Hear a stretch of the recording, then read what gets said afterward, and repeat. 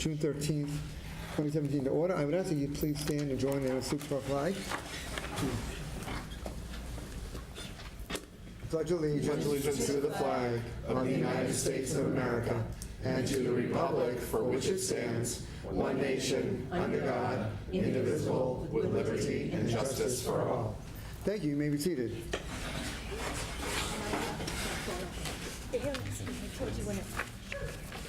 Elvis. Again, just a reminder to turn off your phone or similar electronic devices. So we don't have texting or things interfering with our broadcast. Again, tonight we have a very brief special meeting, and then we also will have our committee meetings. At this time, I would ask City Clerk Mr. Withers to please read the notice for the special meeting. June 6, 2017, to the members of the Municipal Council from Frank Cook, Council President. Councilors, by authority of Article 2, Section 2-7C of the Attleboro Home Rule Charter, I hereby call a special meeting of the Municipal Council as follows. Date, Tuesday, June 13, 2017. Time, 7 p.m. Place in the council chambers, and the purpose is for an update on the roof project of the Attleboro Public Library and associated matters, and any other legal matter that may come before the council. CC Mayor Kevin J. Dumas. Okay, thank you. The first item, however, that we have to deal with tonight is at our meeting a week ago, we had appropriated some money for the Angel Park project, as you all know. And the day after the meeting, Deborah Gould, our auditor, had informed me about an issue that actually Vice President Denley had raised and she had addressed in a previous memo, and that being when moving funds budgeted within the general fund budget to another fund, it's necessary to do the transaction in two parts.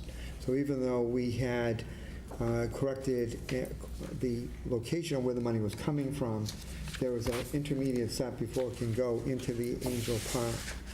So there is a parliamentary procedure that allows us to amend a previously adopted measure. However, it has to be done as at the very next meeting as the first item of business. And it also involves a 2/3 vote in the affirmative to actually do it. So at this point, I'm going to recognize Councilor Cooper, who actually has the motion. And again, all the work last week we had appropriated and was done. All we're doing now is just adding some additional language, which Mr. Cooper will explain. So, Mr. Cooper.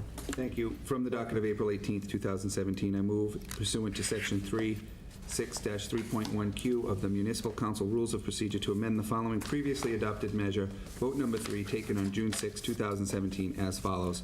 I move to transfer $44,950 from account 11241000-574010 citywide insurance and $30,000 from account 11241000-574230 citywide professional liabilities to account 11241000-599000 citywide other financing uses, and to further transfer $74,950 from account 11241000-599000 citywide other financing uses to account 3535499000 Angel Park other financing sources to rejuvenate Angel Park. Second.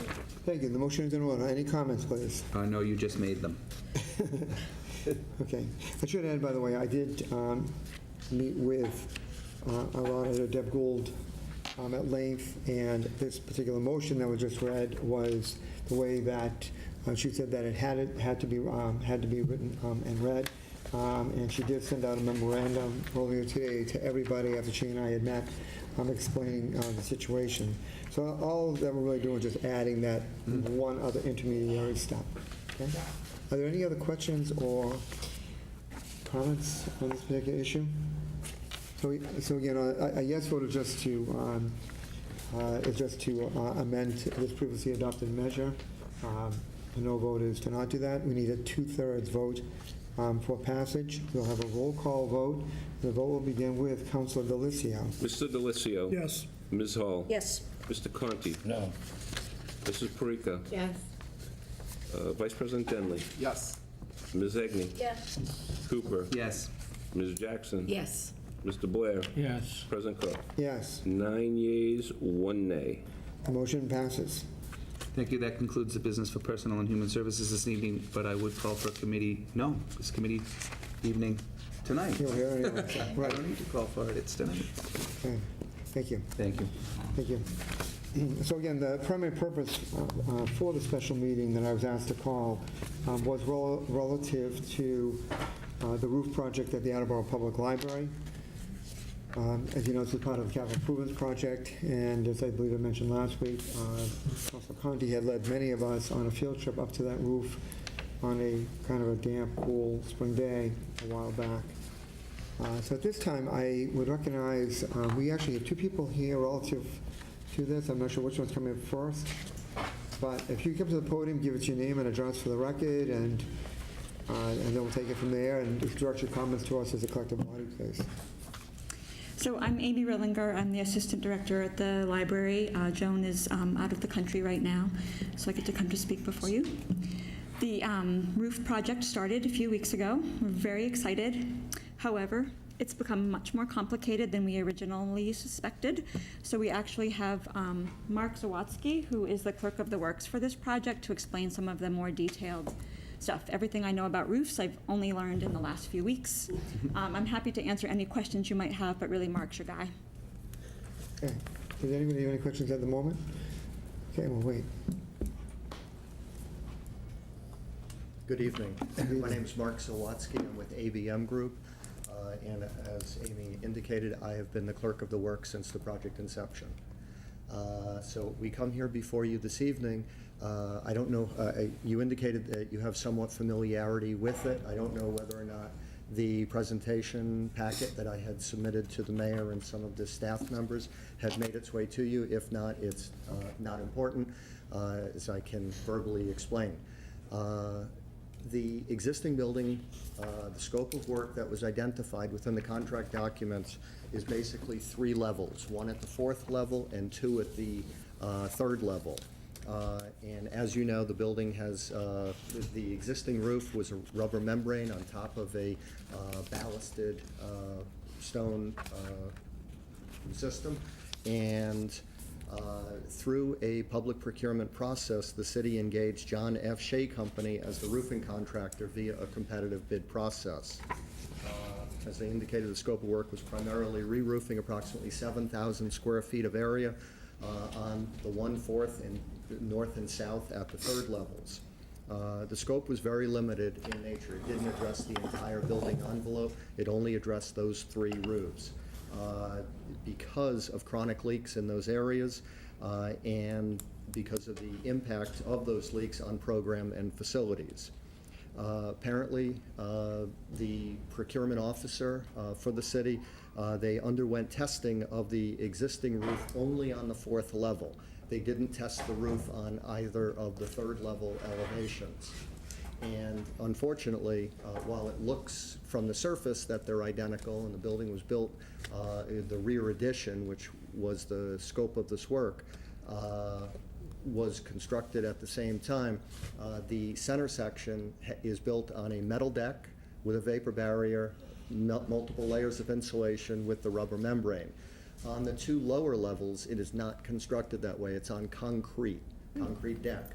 And unfortunately, it doesn't have a vapor barrier, which is not in accordance with the building code. And the pitch that goes to the scuppers, while there's an adequate amount of insulation, approximately 8 inches at the building, sloping down in a tapered fashion to the scuppers. It's the 2 lower areas on the 3rd floor that are contrary to the contract documents. And in addition to that, the insulation, because of the leaks, the insulation, all 8 inches down, tapered down to 5 inches, is fully saturated with water. So we have a pre-existing non-conforming situation. The contract documents called for just a 1-inch top layer of new insulation on top of the existing substrates. Because there's no vapor barrier and because the insulation was fully saturated, we cannot do that. So we asked the contractor via a proposal request. They issued a change order request number 1, and the change order request exceeded the contract value. Now, obviously, that's against public procurement, as it can't exceed 25% of the contract value, and it was beyond the contingency within the account. So we have asked the contractor to only complete the 4th level of the roof, the one that is per the contract documents, and we've told them that we need to go out for rebid to publicly procure the 2 lower roofs to be in compliance with procurement regulations. But the existing library building is more than just the rear addition. The entire front portion of the building, which is over 100 years old, I think 117 years, someone said, has existing roof, slate shingles, and it also has a perimeter rubber membrane, which hasn't been addressed by this contract, or by the contract that was awarded, nor there's an intermediate level which hasn't been addressed. All of those perimeter areas should be looked at. In addition to that, the mechanical units on the roof, 7 of them, the 6 of them are at least 20 years old, some older than 25 years. And as Amy reported to me earlier today, another one, the S&S Corporation, the service provider for the mechanical units, reported that another motor had gone out on one of those units, adversely impacting occupant comfort and the health and safety of occupants and the integrity of the building. So what we have is we have a situation that far exceeds the very limited scope of work that was originally contemplated. Recommendation. I always come to people with a solution in addition to the problem. So it was my recommendation to the mayor that we look at this roof situation in a whole building, holistic manner, rather than a piecemeal, oh, well, we think it's leaking here, so we're only going to do this section of the building. My experience as a construction professional has been that it would be appropriate for this building to look at the building envelope at the roof area in a holistic manner, A, and that we also look at the mechanical units that are on the roof that are well past their serviceable useful life. So it would be my recommendation that we go out via the designer selection board to procure architect engineer services to develop a set of contract documents and options, alternatives, that the city can then decide what they're able to afford and willing to support the library with. As I indicated, the mechanical units, the vast 6 out of the 7 of them are older than their useful life. So that's my recommendation. We do have an emergent situation here. What I neglected to say, because I'm not used to talking in front of large audiences, especially distinguished, is that the existing roof had this ballast material, large, 1-inch diameter stones that weigh it down. All of that ballast was removed in the execution of day 1 of the contract. And so there is no more ballast up there. So if a heavy windstorm were to occur, the roof is far more susceptible to being lifted up at the areas that we haven't yet replaced. And so as an emergent situation, my advice is that the city really needs to deal with the existing roof immediately, that we go out for procurement of these AE services, architect engineer services, to be able to replace the roof and identify mechanical units that would be replaced in a phased or in a holistic manner this end of the summer and into the fall prior to the winter. So I'm more than happy to take any questions. Okay, Councilor Conti. Councilor Conti chairs the committee that oversees projects of that nature, and as I mentioned, he was the one who had led us up there a year ago, so I'm going to recognize. Thank you, Mr. President. You're welcome. Mark, it's a pleasure to see you in the council. My concern drained when I saw you approach the podium because we've worked together in the past and I have a tremendous amount of confidence in your ability. It appears that our project has backed us into a design stage for a roof for the library, inadvertently. There's two things I don't understand. Number one is, how do you test a roof? You cut in, are you looking for an answer now, or? Yes, yeah. Okay. What they do is they remove the ballast, these stones. You take a razor knife or a sharp implement and you cut down into it and you remove the layers. And that was done on the 4th floor. And then after you've inspected as to what's there, the metal deck, the vapor barrier, the level, the thickness of the insulation, whether it's tapered or flat, you then you widen the area and then you put a new patch over the top of it to protect or replace the integrity of the membrane that you just disturbed. And that was done prior to the project going out to bid, but only in the fourth story upper level center section of the roof. There was just an assumption that both of the two lower roofs were identical, when in fact that they were not. So my second question is, what is a scupper? A scupper is an opening in the parapet wall. So the roof level is here, and then there's a wall that comes up. There's a hole in the wall at select locations that allows the buildup or accumulated rainwater or stormwater or whatever to then drain out. So the scupper is the drain that allows the water to drain off of the roof, down the facade, and out into sheet runoff. So my third question is, that given the work that's been done, other than the ballast has been removed, is the roof currently in jeopardy of leaking?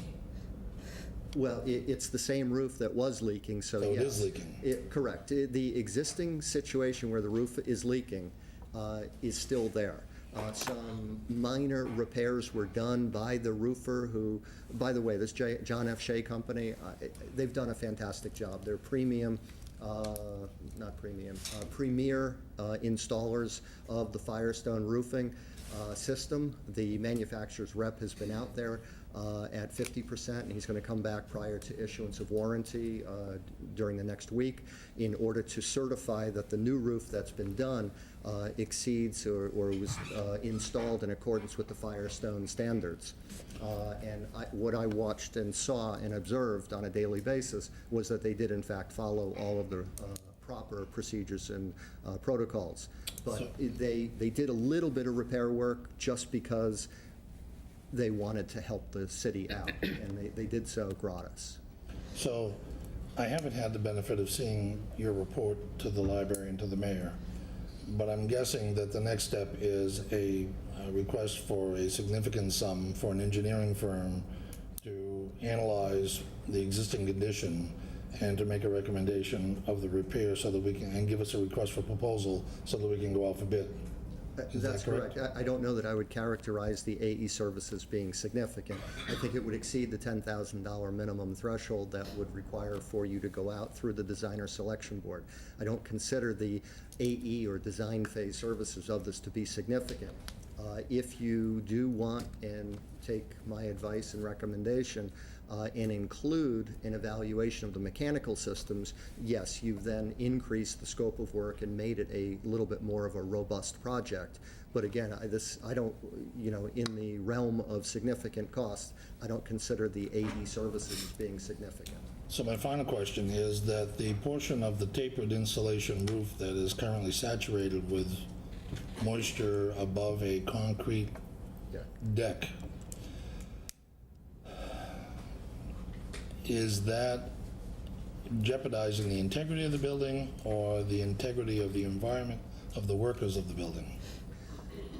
I did not observe any mold or any mildew type situations that would call into question the environmental, the health and safety of workers within the building.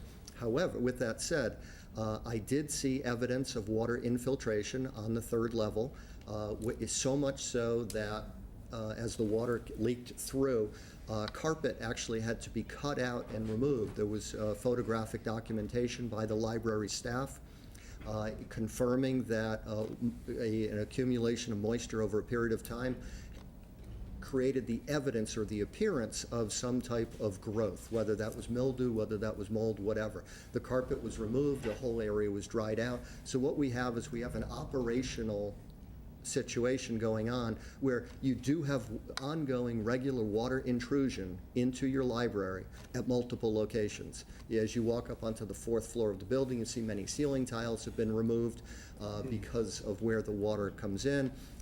They got wet, they got saturated, and obviously you don't want them falling down, so they remove them.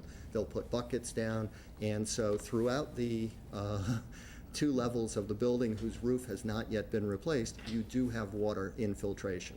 Now, just one afterthought that came to my mind while you were talking is that the mechanicals that are on that roof are sizable. They're basically the size of an automobile.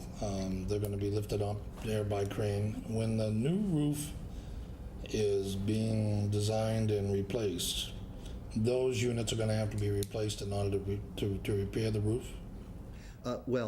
6 of the 7 units that are on the roof are on the 4th floor roof that was just replaced. So what they would do in trade parlance is what they would do is called a plunk and dunk, if you will. They would there are mounting brackets on the rooftop units. If you were to replace them all, let's say, you would attach the straps and anchor points and lift off the old units, and you would size your new units to plunk down or dunk down and just be installed on the same curbing with the same everything. But you are creating additive foot traffic up onto the roof, and if this was new construction, you would install your rooftop mechanical units first, and then you would roof. You are unfortunately going to be doing some level of work, if you do proceed with the replacement units, out of sequence. And the contractors will have to be very cognizant of the fact that it's a brand-new roof.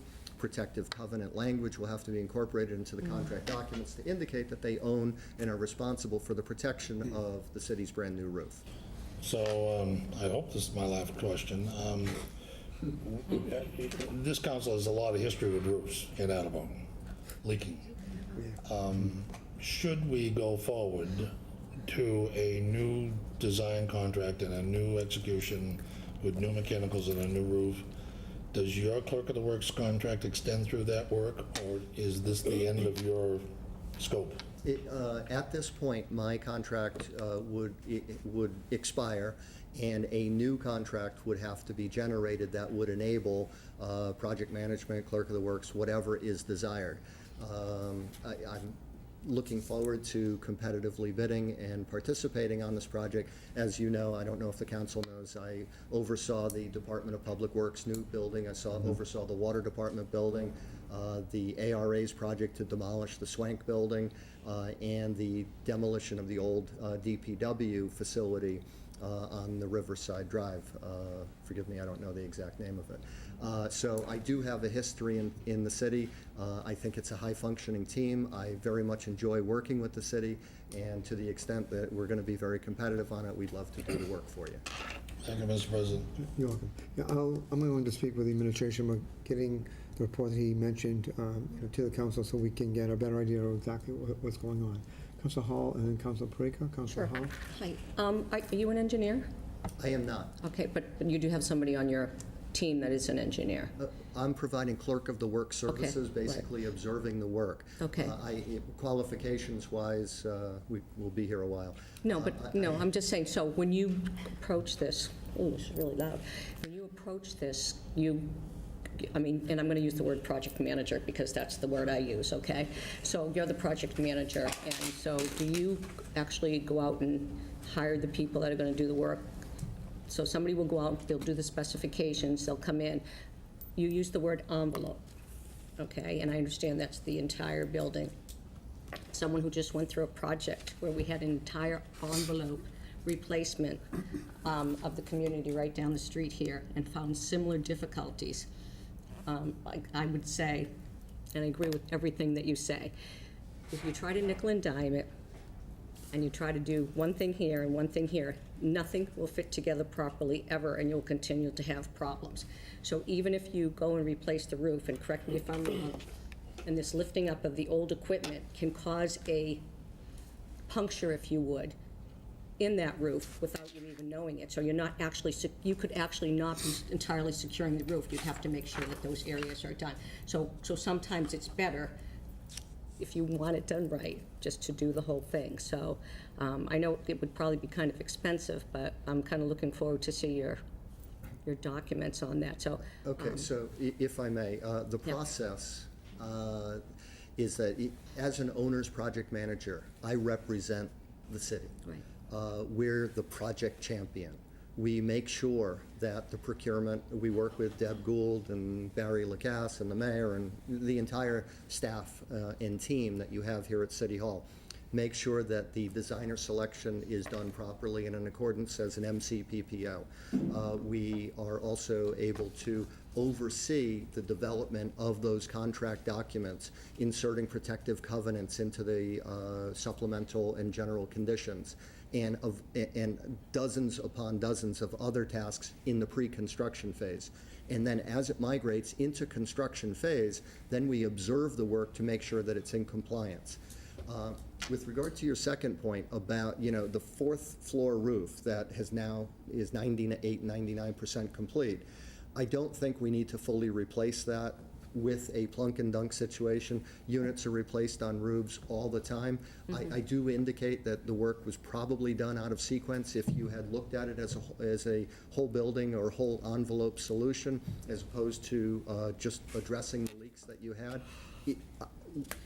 Part of my job, or part of any clerk of the works, will be to make sure that the contractor who does the work will remove it cleanly, replace the new, and if they are responsible for any type of puncture or what have you, because it's going to be fully water tested, before the retainage is given, before warranties are given, before any kind of project completion or sign-offs, they're responsible to repair any deficiencies that may exist. So, and that's part of the idea of, during the pre-construction and design phase, to write in protective covenants that protect the Right. city Can I from ask you those about that? deficiencies. Yes. So that's one of the things I guess I'm sort of not concerned about, but want to make sure that in particular of what I'm addressing is, do those protective covenants, let's just say the situation I just described, says that after 5 years, we walk away, we get the building done, and the thing starts leaking again because it wasn't sealed properly or something happened. Would the protective covenant cover those things? I'm going to say warranty, because that's another word I understand, okay? So a warranty that says that this particular work is going to be warranted for X amount of years. Okay, the protective covenants are generally during the construction phase, overseeing and kind of stipulating in a way prescriptive, if you will, that says you will protect the roof, you will do these things in order to minimize and mitigate the potential for impacts during the construction phase. Once it's complete, we know that we have a roof that doesn't leak, once we know it's complete, it's signed off by the manufacturer's agent, we have our warranty, and let's say it's a 20-year warranty. That's a prorated warranty. So for the first year, or if we desire longer, 2 years, 3 years, 5 years, but with that comes additive cost, that it's both material and labor. Beyond the warranty period, beyond the initial labor warranty of 1 year, 2 year, whatever we prescribe in the contract documents, it would then be a situation where the manufacturer would supply the material, but the labor would be at cost. And there's really roofs wear out, buildings wear out. I would expect that your new roofs will last you 20-plus years, just like your old ones did. And I can certify that the work on the fourth floor was done in accordance with the manufacturer's written instructions, and we would, or anyone would, make sure that the future work was done the same way. Codes change, things change, but addressing, if a service guy goes up on your roof and he drops a screwdriver and it lands point down, you now have a hole in your roof, and he didn't tell anybody because he didn't want to have to pay to fix it. That's really where these things come from. Seagulls drop, shellfish. They puncture roofs. Bad things happen to good buildings. Yeah, I know one of the, and I think because one of the concerns we've seen is things that have gotten fixed over and over and over again. And I think that's been one of the difficulties that we've had as we went on our site visits with Mr. Conti, is just very concerned about who's overseeing these projects and how come they have to be done several times, and why weren't they done properly the first time. So Well, I I'm a big appreciate your- advocate of doing it right the first time. Well, thank you, and I appreciate that, and I can tell just by what you're saying, so I do appreciate it. Thank you. I'm looking forward to looking at the specs, so. Councilor Perrigo. Thank you, President Cook. Thank you both for coming in tonight. Thank you, Amy. Maybe we can sit down and talk about roofs some days. That'd be great. I just wanted to follow up on Councilor Conti's question, because I'm a little, I understand the whole, all right, I won't say that I understand the roof thing and everything about it, but it makes sense to me what you're saying, and I know it needs to be repaired and all of that. I was slightly confused by, we don't have a motion in front of us for this? No, this was tonight more just to, since this problem came to light recently, my understanding was that conversations I had with the mayor was he wanted council to be informed about the issues that were there, that it's a lot greater than what we were looking at and what previous decisions we had made. I do anticipate we will be getting something in the near future. Okay, So there thank is nothing before us right now to vote. This is more an FYI. Here's a problem. We're going to have to be dealing with it. And it's going to be more expensive than we thought. Usually is. It is.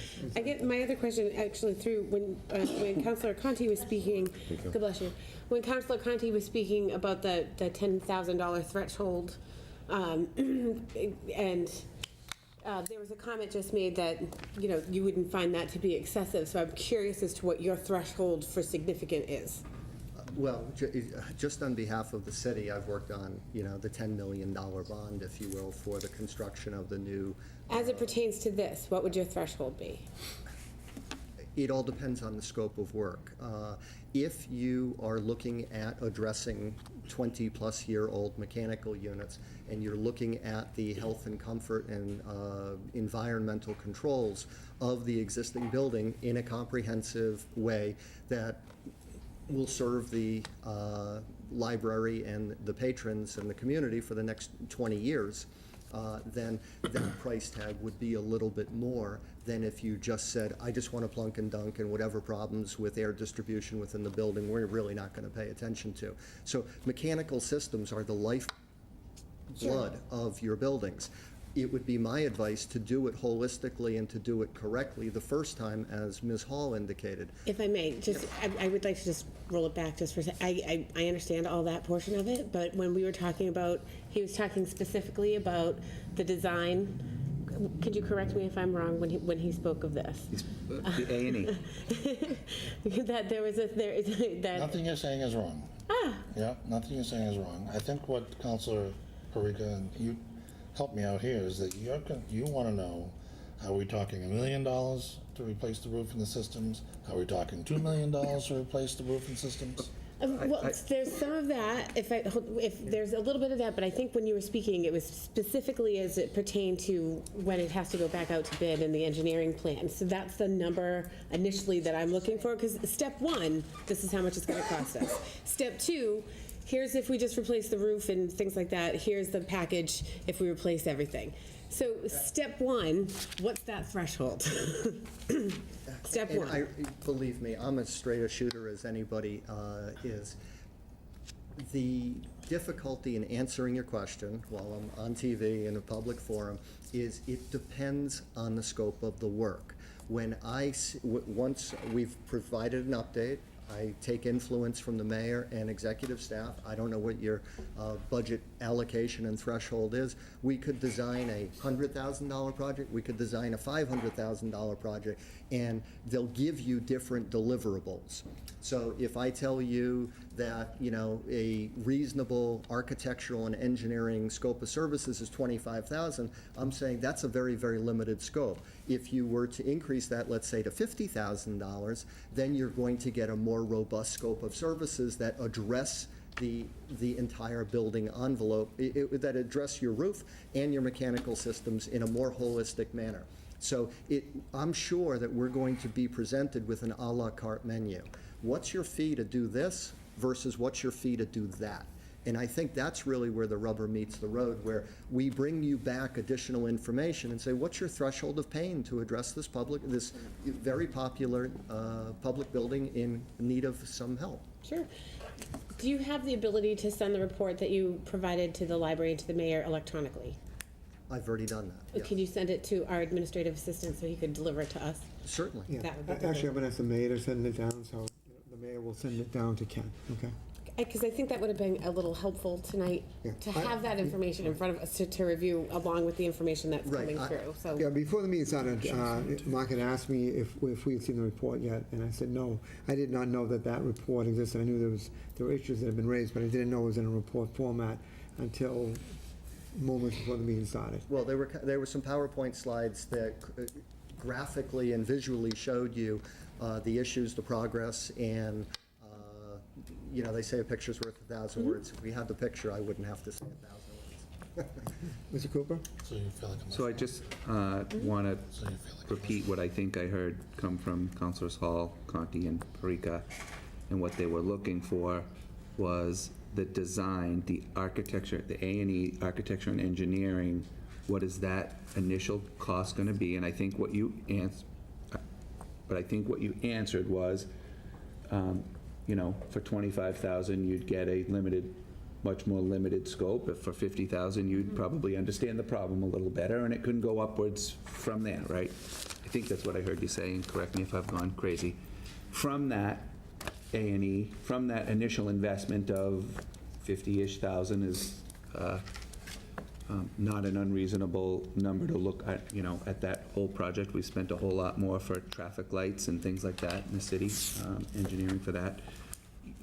There's going to be, you know, for the roof on this floor, you can cost this much. For mechanicals, 1, 2, 3, 4, 5, 6, it's going to be this much. You know, you're going to, this is going to call out, which I think allows us an opportunity to sort of phase in pieces that aren't so connected, right? So if the third floor roof is down here and the fourth floor roof is up here, and the fourth floor roof is worse than the third floor, well, you'd start with the fourth floor, which is already done now anyway, but a portion of it is.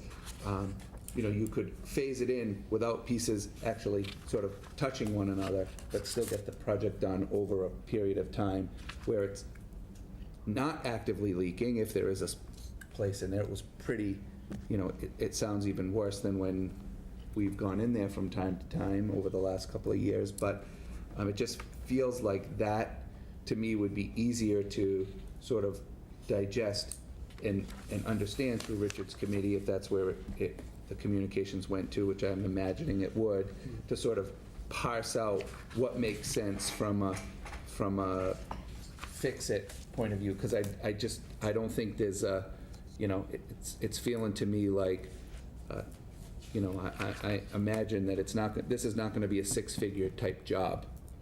It's going to be higher than that, right? So, you know, how are we going to get there? And when? Yeah. I think is sort of next step after A&E. This is sort of my understanding. Am I right? Did I get Yes, it? you've described the process well in that we develop the project parameters, we go out to bid, and then we incur that expense of construction with an appropriate contingency and developing an overall project budget. Great. With the understanding that we're working within a 100-year-old existing building and that, you know, things Yeah. happen. Thank you. Okay, Councilor Hagney, then Councilor Delizio, then Councilor Hall. Councilor Thank you Hagney? so much for coming to your plethora of information. I enjoy you so much. Thank you. For being honest and not a salesman. I do appreciate your honesty.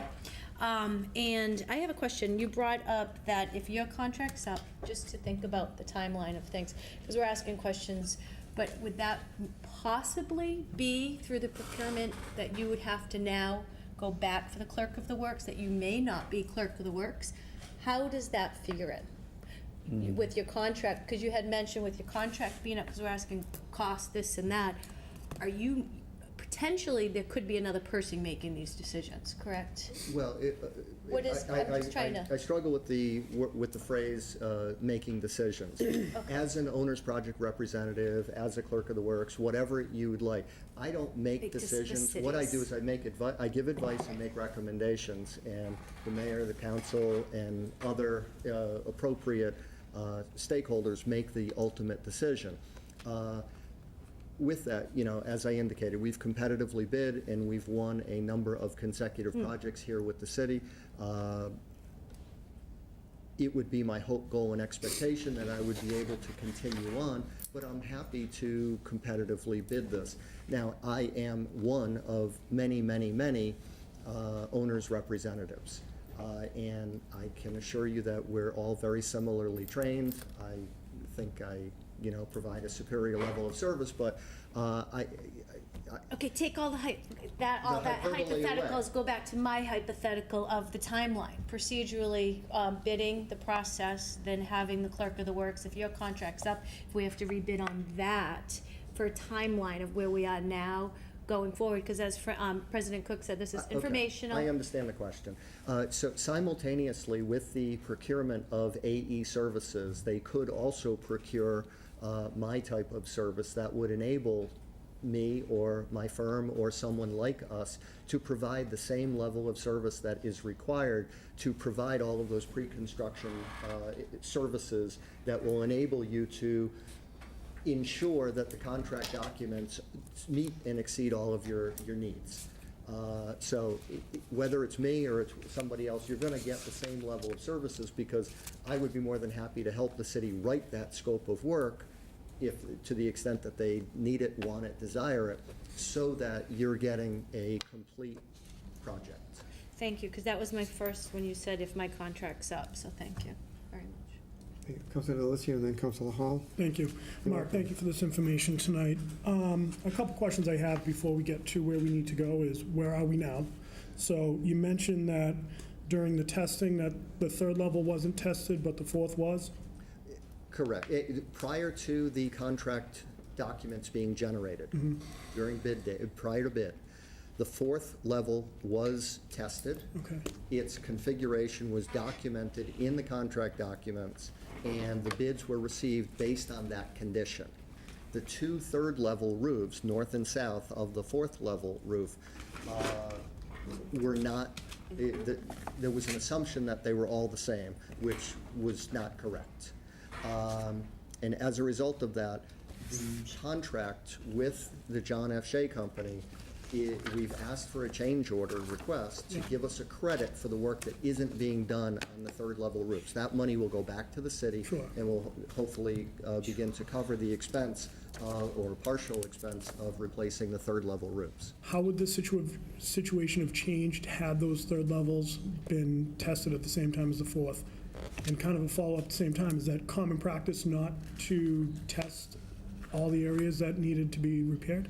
I don't know the procedure that was used. It was prior to our engagement. There were tests done. I don't know how many or exactly where on the fourth level. Sure. If it smells like a duck and looks like a duck and quacks like a duck, it's probably a duck. But there's also an adage about assumption. There really is, yeah. And so, look, I'm not here to throw dirt on anybody. I understand that. I don't want anyone What throwing I'm- dirt. what I'm I just want to saying know is what that- your involvement was Okay. with that piece. There was zero involvement And that's during the fair, so I pre-construction phase. wouldn't imagine you entertaining those types of questions. So then, moving forward, you did talk about the testing that all the ballasts were removed, the ballast stones? Correct. So that even on the third level, Everything's gone. so it's already gone, and we were just testing a portion of it? Right, Or prior. that okay. was prior to you as well? No. Okay, so on the first day of, when the contractor mobilized, they brought a crane in. Yeah. They hoisted all of their material up onto the roof. We took off and cordoned off a section of the parking lot. It was a real show, and it was wonderful. It was well orchestrated. We kept the library open, protected the entry area for pedestrians and users to come in. And then on the back side of the building, they set up a large vacuum truck. Yeah. And they extended hoses, and they began sucking off the ballast. Sure. And once they got to a certain level, they then went down to the third level, removed all that ballast, because they had a contract to do it all. And then they cut a couple of tests in it, just to verify. Sure. Because they're an intelligent, thoughtful contractor, and they didn't want to start ripping the whole roof off. And that's when we discovered the problem. Oh, but my concern there becomes, you mentioned without the ballast, we could be in a situation should a heavy windstorm come. Absolutely. So can we talk a little bit more about that? Because if they're intelligent and they did what they needed to do, wouldn't they waited until they tested to remove it? Because now are we in a situation where there could be potential damage to the patrons as well as the employees should we get in that windstorm?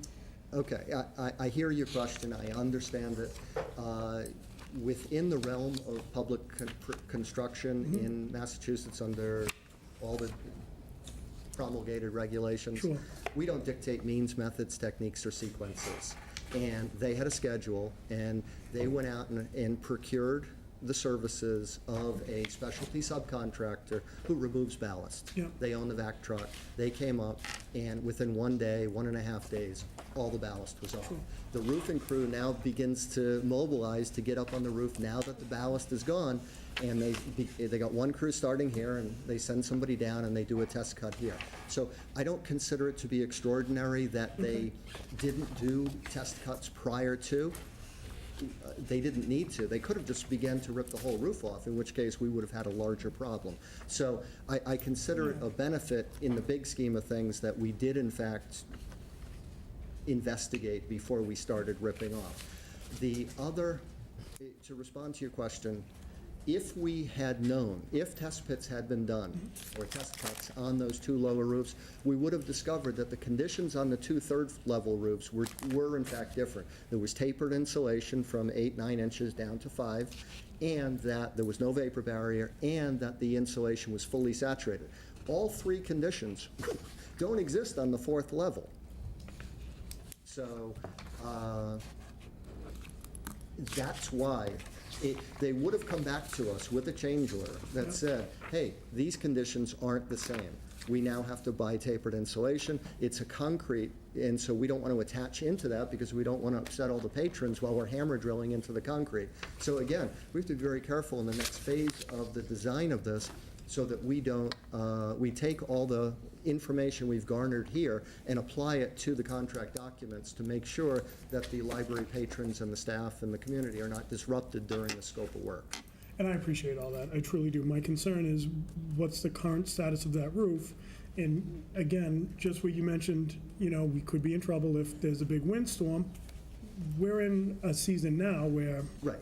big windstorms are not that uncommon. So what we've done to mitigate potential impacts from windstorms is on the existing roof were a number of 2-foot by 2-foot square stone walk pads. I think there were 42 of them. We've moved 21 of them to each of the 2 lower roofs around the perimeter to act as partial ballast to help protect in the event of a windstorm and potential uplift. So we have done whatever mitigating efforts in an attempt to make sure that we don't have a problem between now and when the contractor eventually comes out to do that work. So we have taken some mitigating steps, but you know, we removed several tons of ballast and have replaced it with, you know, a couple of dozen stones. How long, in your opinion, does that last? How long of a fix is that mitigating fix that you just spoke about? Because it seems like it's the right thing to do. I just want to know and get an understanding of what is the true timeline from where we're at now to where we have to end up. We need to, it's an emergent situation. Right now, you have a roof that, because the ballast is not on it, it probably doesn't comply with FM Global standards. Not that the city uses FM Global as a standard, but if we use insurance company metrics, you have an emergent situation. And if a significant storm were to come up, you know, we get some severe thunderstorms, and we got 60, 70 mile an hour winds, you're at risk. I don't know. I can't tell you what degree of windstorm will cause an uplift situation. I understand. It would be pure That's fine. speculation, but we've done the best we can with the existing facts that we have. Thank you. Councilor Holliday and Councilor Blair. Okay, so I want to zero in on this as to where do we go now? So I'm going to I ask. feel like Jeff Sessions. That's okay. So I'm going to ask those kinds of questions. So you specifically are giving a report about this specific project that you were asked to do, this specific part of this fix. And if I am understanding you correctly, in doing that, you've discovered, which is not unusual, there are additional concerns that we have to take care of. Is that correct? Well, I have not prepared a formal report. What I did was develop a PowerPoint presentation that graphically showed you and had some talking points. Gotcha. Okay, that answers my question. So we're not going to get what I would want to get, because now we have to pay you to go do that, okay? And so now we have to decide, because I think this was the question, where do we go now and how much it's going to cost? To do that assessment, we have to decide how much of an assessment we want. Do we want a full envelope assessment with the mechanicals? Do we want just look at 2 roofs? Those kinds of things. And I'm just, from my own personal thing, and I would say those are things that we're going to have to decide, and each one of those is going to have a different cost just for him to even look at the scope that we're talking about, okay? That's the concern. Well, not concern, but that's where we got to go. I mean, my personal thing was, instead of nickel and diamond again, do the full assessment depending on the cost, and then we can back off of that. If we just say, okay, we're just going to do this, we're just going to do this, next year we're going to do this. And the other problem with doing it in phases like that is the cost of materials go up every year. Absolutely. Different contractors sometimes do different works, you know. So I'm, you know, I guess, am I correct in assuming that our next step is we have to then decide what kind of assessment we want you to do? Well, I don't think that I'm going to clarify a little bit. That's why I believe my recommendation at the outset, my advice to this council, was that we go through a procurement process through the Designer Selection Board for architect and engineering services to look at the roof and the mechanical systems holistically. That's a full assessment. That's an envelope assessment. Well, it's not, because it doesn't address your 120-year-old windows, it doesn't address your brick and your veneer. It's really just roof and mechanical. So it's not a full building assessment, and I don't know that you need that. I mean, we all know that you have 120-year-old historical windows. That's a whole separate issue. And I don't think that, well, I don't really think that it's appropriate at this point to mix issues, challenges, and problems. I'd rather have you deal with your leaking roofs and your and your past their useful life mechanical systems, and then you can address other So things. that's what your report is going to say. Correct. Gotcha. Thank you so much. Councilor Blair, then Councilor Conti. Councilor Blair? First of all, Frank, we don't make the decision till it comes down from upstairs, right? So our next step is to entertain whatever the next phase is as far as engineering and design. That comes from the executive department down to us to either fund or not fund and know what it entails. This gentleman here, thank you for being here, I'm sorry, but he's not addressing us as we're gonna make a decision without first the motion coming before this council. The motion that comes before this council comes from the mayor's office. So my conjecture is, and if it is an emergency, we're gonna get that real quick, and we're gonna vote on the procurement for engineering and the study, and we go from there. You can ask any questions of this gentleman tonight, and he is a gentleman. He's not, he isn't in a position to give you an answer. Well, yes. Till we get a motion sent down to us. So again, as a reminder, this was just to bring us up to today, giving us an informative presentation in terms of there was an issue greater than what we expected when the project was first begun, when it was part of the capital improvements project.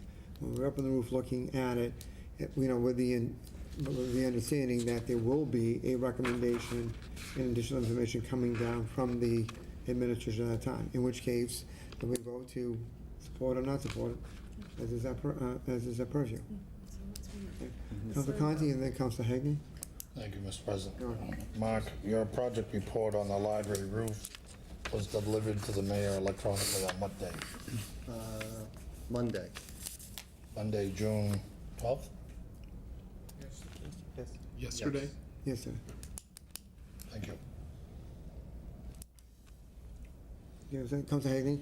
Thank you. First of all, I just want to say thank you for coming down, and Amy also. And actually, this is a perfect example of, we just had Angel Park come down, and I think the administration's actually being proactive as the counselors are asking questions, because when it comes back down for us to appropriate the money and for that money to be approved and appropriate, I think they're actually being proactive to say, hey, this is what we're looking at. Are you willing to pay this? They're kind of giving us an idea, and I actually am thanking to see what the idea. I know you cannot tell us exact amounts, but kind of get the idea. This is the beginning, and this is the rock star year. You know, what are you looking at? What are we doing? The full scope and measure. What are we doing? So thank you so much for taking your time to come down on this hot day this evening. At least we have AC.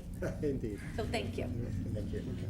So again, there will be additional information coming down in the coming days, weeks, and then at that point, we will be having to be rendering a decision. As I mentioned earlier in the mailboxes, between now and the end of the month, although next week is the last regular scheduled regular meeting of the fiscal year, they will schedule a special meeting at the last week in June to deal with any outstanding matters before we're not here for 4 weeks. At certain times there are appropriations, money transfers, whatever. There are certain things that can't wait 4 weeks. So we should try to wrap up a lot of those things in the last week in June. So whether or not we'll have some of the information by that time will remain to be seen. Okay. Thank you for coming, Amy. Also, thank you for coming in, and I'm sure we'll be in touch in the coming weeks. Thank you. It was a pleasure to appear before you this evening. Thank you. I was only kidding about the Jeff session.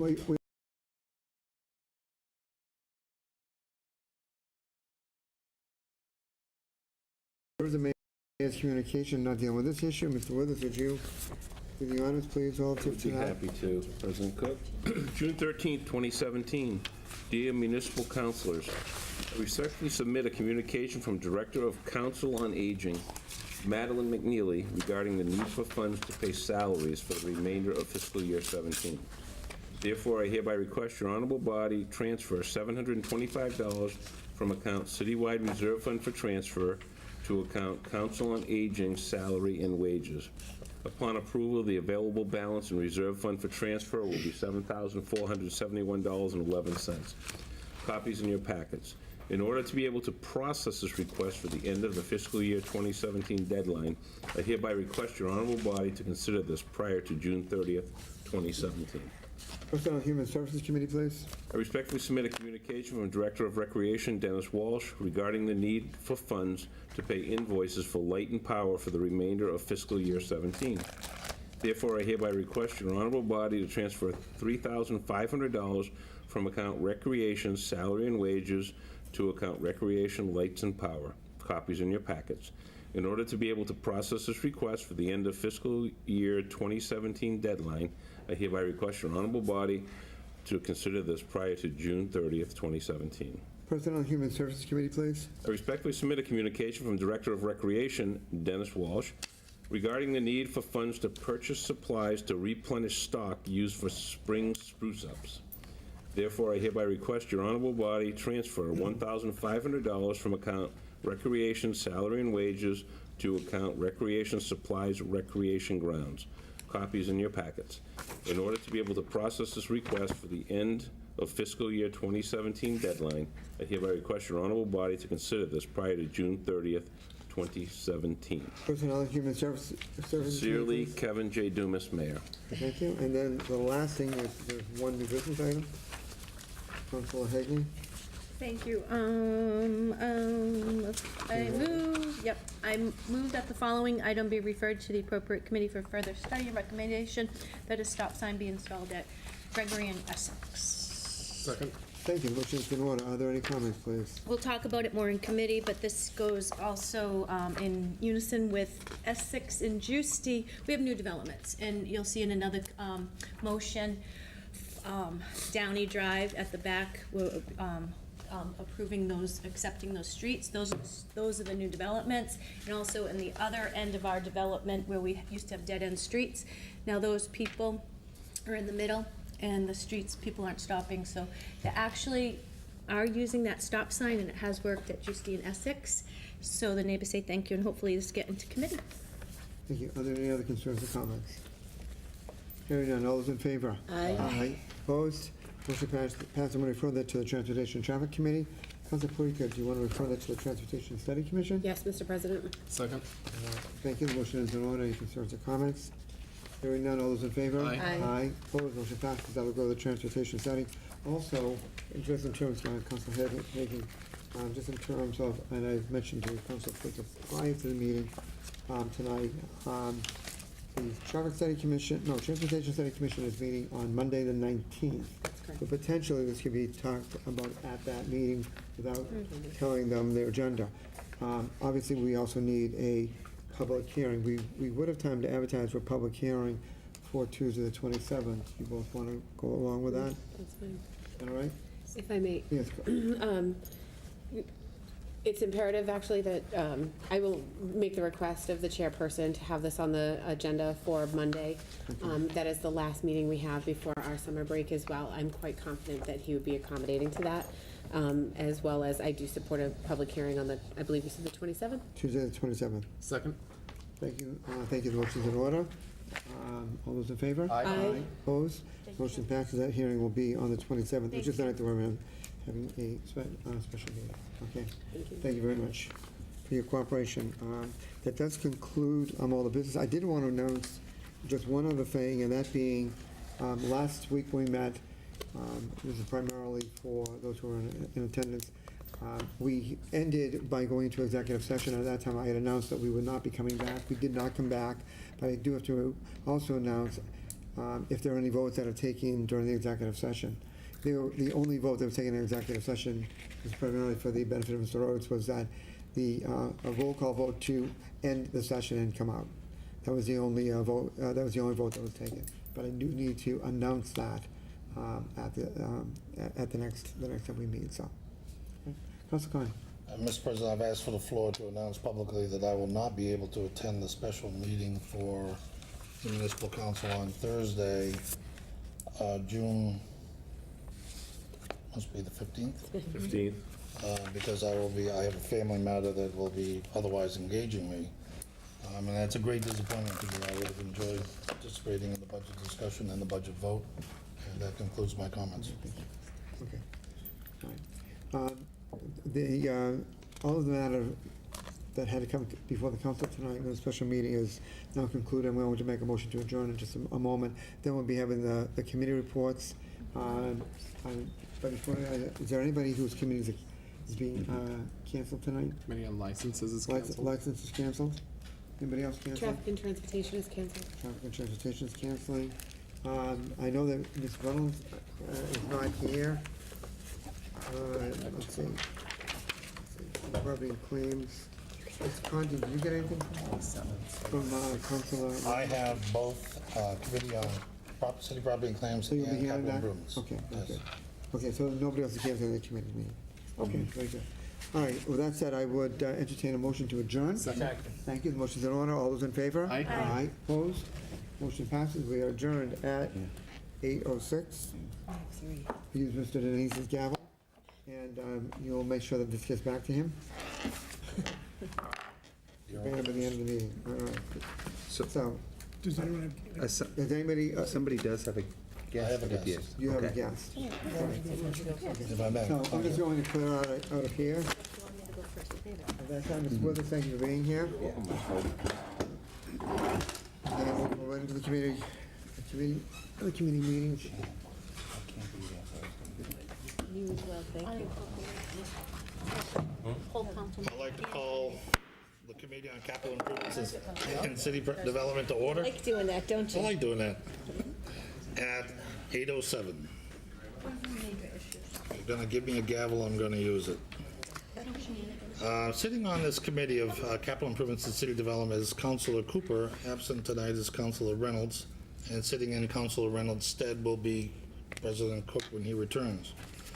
I have 4 motions to bring before the committee this evening. They're all related. I'm going to read the first motion and then call up City Planner Mr. Rajan to discuss the 4 motions so we can consider everything all together.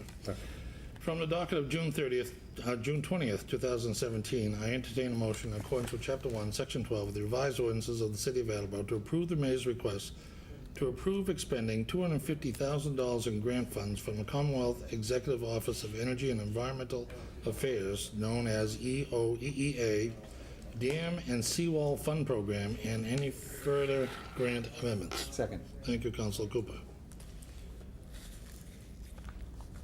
So I'm going to leave this motion on, open, and call Mr. Rajan to the stand, please.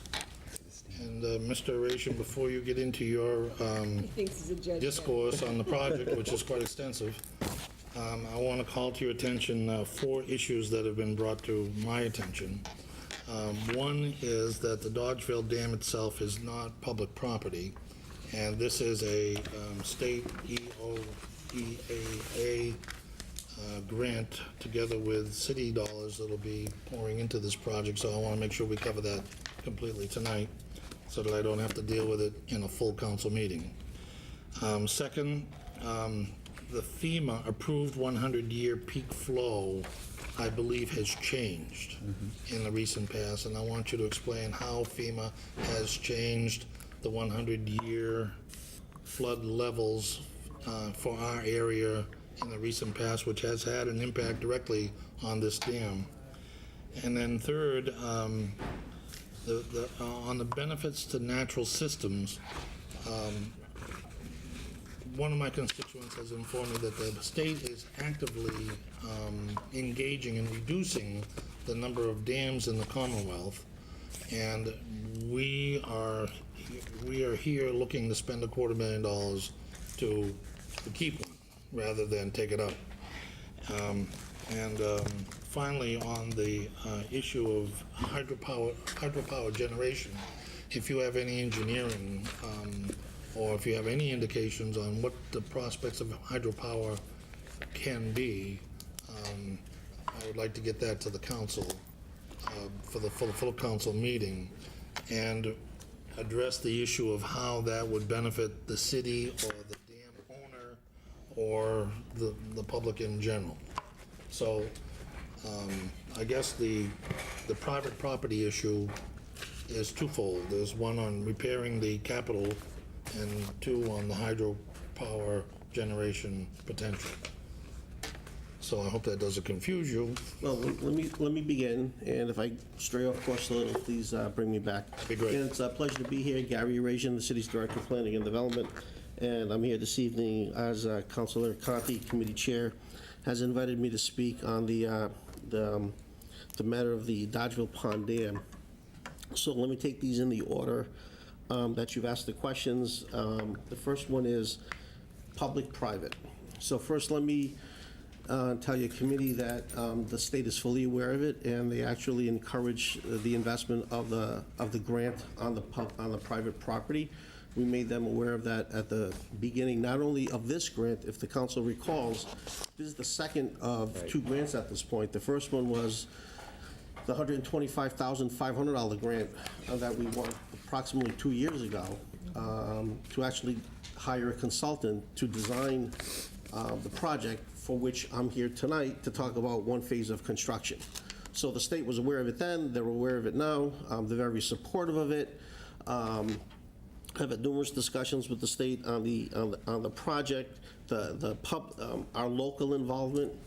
Excellent question. In fact, let me also reassure you that Debbie Gould, the city auditor, brought that to my attention a while ago, and she said we need to address this, and what is the nexus between this project with public funds and the private investment. I've also included our city solicitor, Lauren Galvin, in this to draw up the easements and the necessary documentation. So let me reassure you that the funding from the state is fully aware that it would be on private property, and there's more to the discussion. I just want to, and as well as the cash match that we're requesting.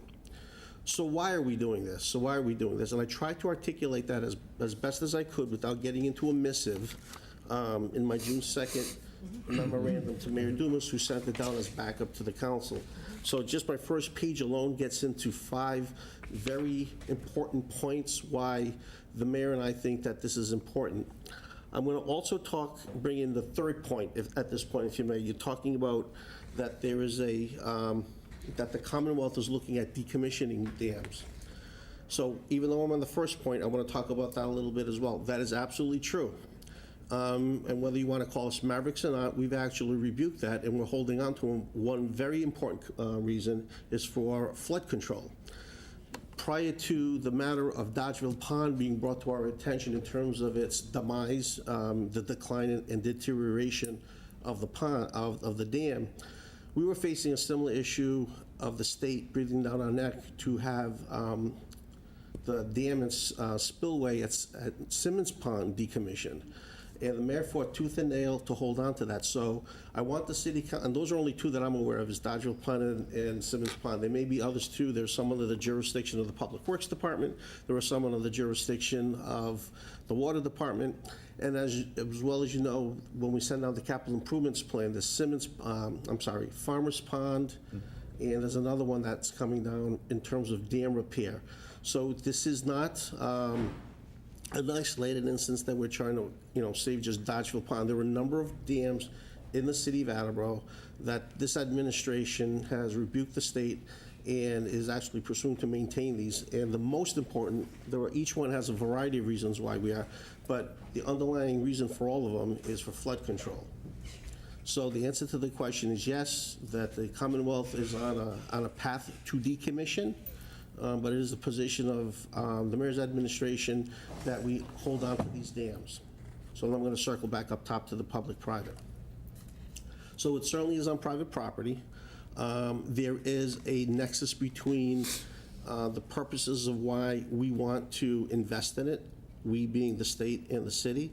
And those are 5 points that I articulated in items A through E on my memo. These are brief. I can get into a lot more technical detail, but I didn't want to send again a missive down to the city council with multiple pages. I don't intend to read these, but what I thought I could do is at least articulate what they are. The first and foremost is critical for upstream flood control. Let me just read that to you right now, and I won't get into that technical stuff with all the other ones, but again, this is the most pressing one, is that the city is subject to severe flooding, and we currently make releases from the upstream Mechanics Pond in advance of anticipated flooding. Dodgeville Pond does not have sufficient capacity to pass FEMA-approved 100-year peak flow. The repairs include improving the hydraulic capacity of the dam such that it is not overtopped during the 100-year flood. The increased spillway capacity over and above the 100-year flood will improve the dam's capacity to convey larger floods.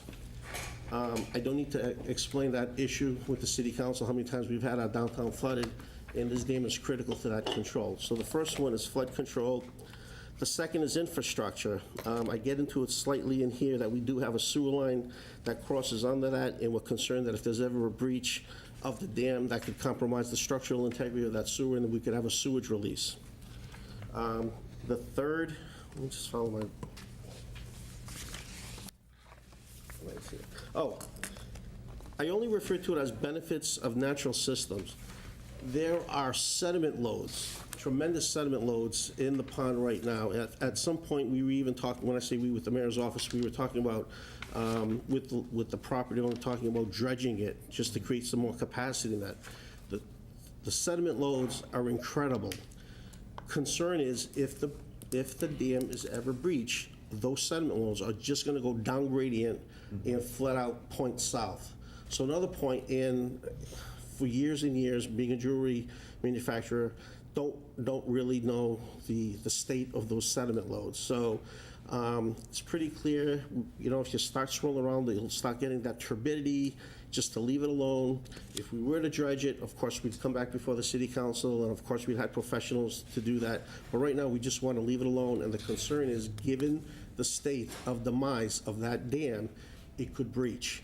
And for what I refer to again here as natural systems is just an oversimplification, if you may, of the concerns that we have that a breach of that dam could cause downflow, downstream issues with the sediment loads that would be discharged through the dam.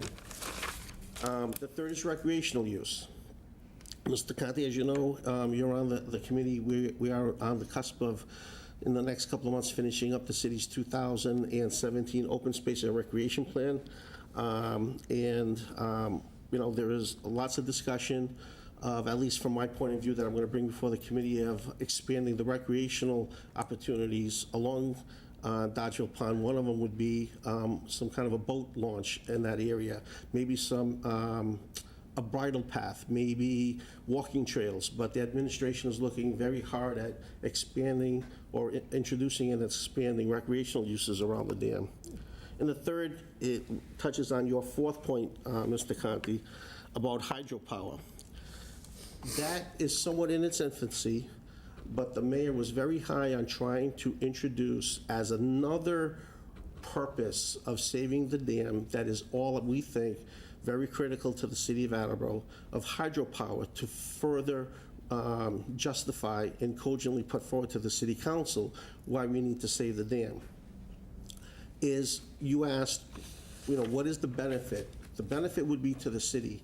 It would be to the taxpayers in this regard, that if we were to introduce hydropower, and I'm not going to get in, I can't get too far into the technical aspects with net metering, because I'm not that well versed in it, but to generate the hydropower that would be given to the city of Attleboro to reduce the cost of our own use, which the public would then benefit of, I'm not going to necessarily say of lower taxes, but the amount of funds that the city would spend on its own electrical use, on top of everything else we've done in the last few years with saving on the energy, with all the retrofits that we were doing through my office, that would continue to contribute to less expensive power for the city, which then frees up money to pay for something else. In fact, about 2 months ago, 3 months ago, through our engineering consultant, also before I forget, let me also introduce Mr. Nick Wiley's here, the Assistant Conservation Agent, Mr. Brad Norse, who is with our consultant GZA Environmental, and Mr. Gary Demers of Dodgeville Pond. I met with engineers who are looking at some kind of cutting-edge technology where, as best as I can explain it, where the turbines or the generators are actually immersed in the spillway rather than a generator in a powerhouse on the land. That would lend to considerably less costs in the construction of the dam, and would be, again, some kind of a cutting technology where we would save perhaps hundreds of thousands of dollars of building that power plant next to the building on land. That is further out. That's probably out maybe 4 to 5 years by the time we get to that. But as we try to, as planners, we're not just looking for the here and now, we're trying to see how much advantage we could leverage from one little project, from a dam, what we could do further out. So the fifth leg of this overall improvements package is the power generation, still in its infancy. We're already kicking the tires on it on how to go about doing this. The engineers that I met with, actually, I was introduced to them through GZA, who called them because they caught wind of this as part of the states where they made all the grant announcements, what's Attleboro doing, and they got interested in it. So I said, why not? And I tried to have the initial conversation as best as I could with the technology.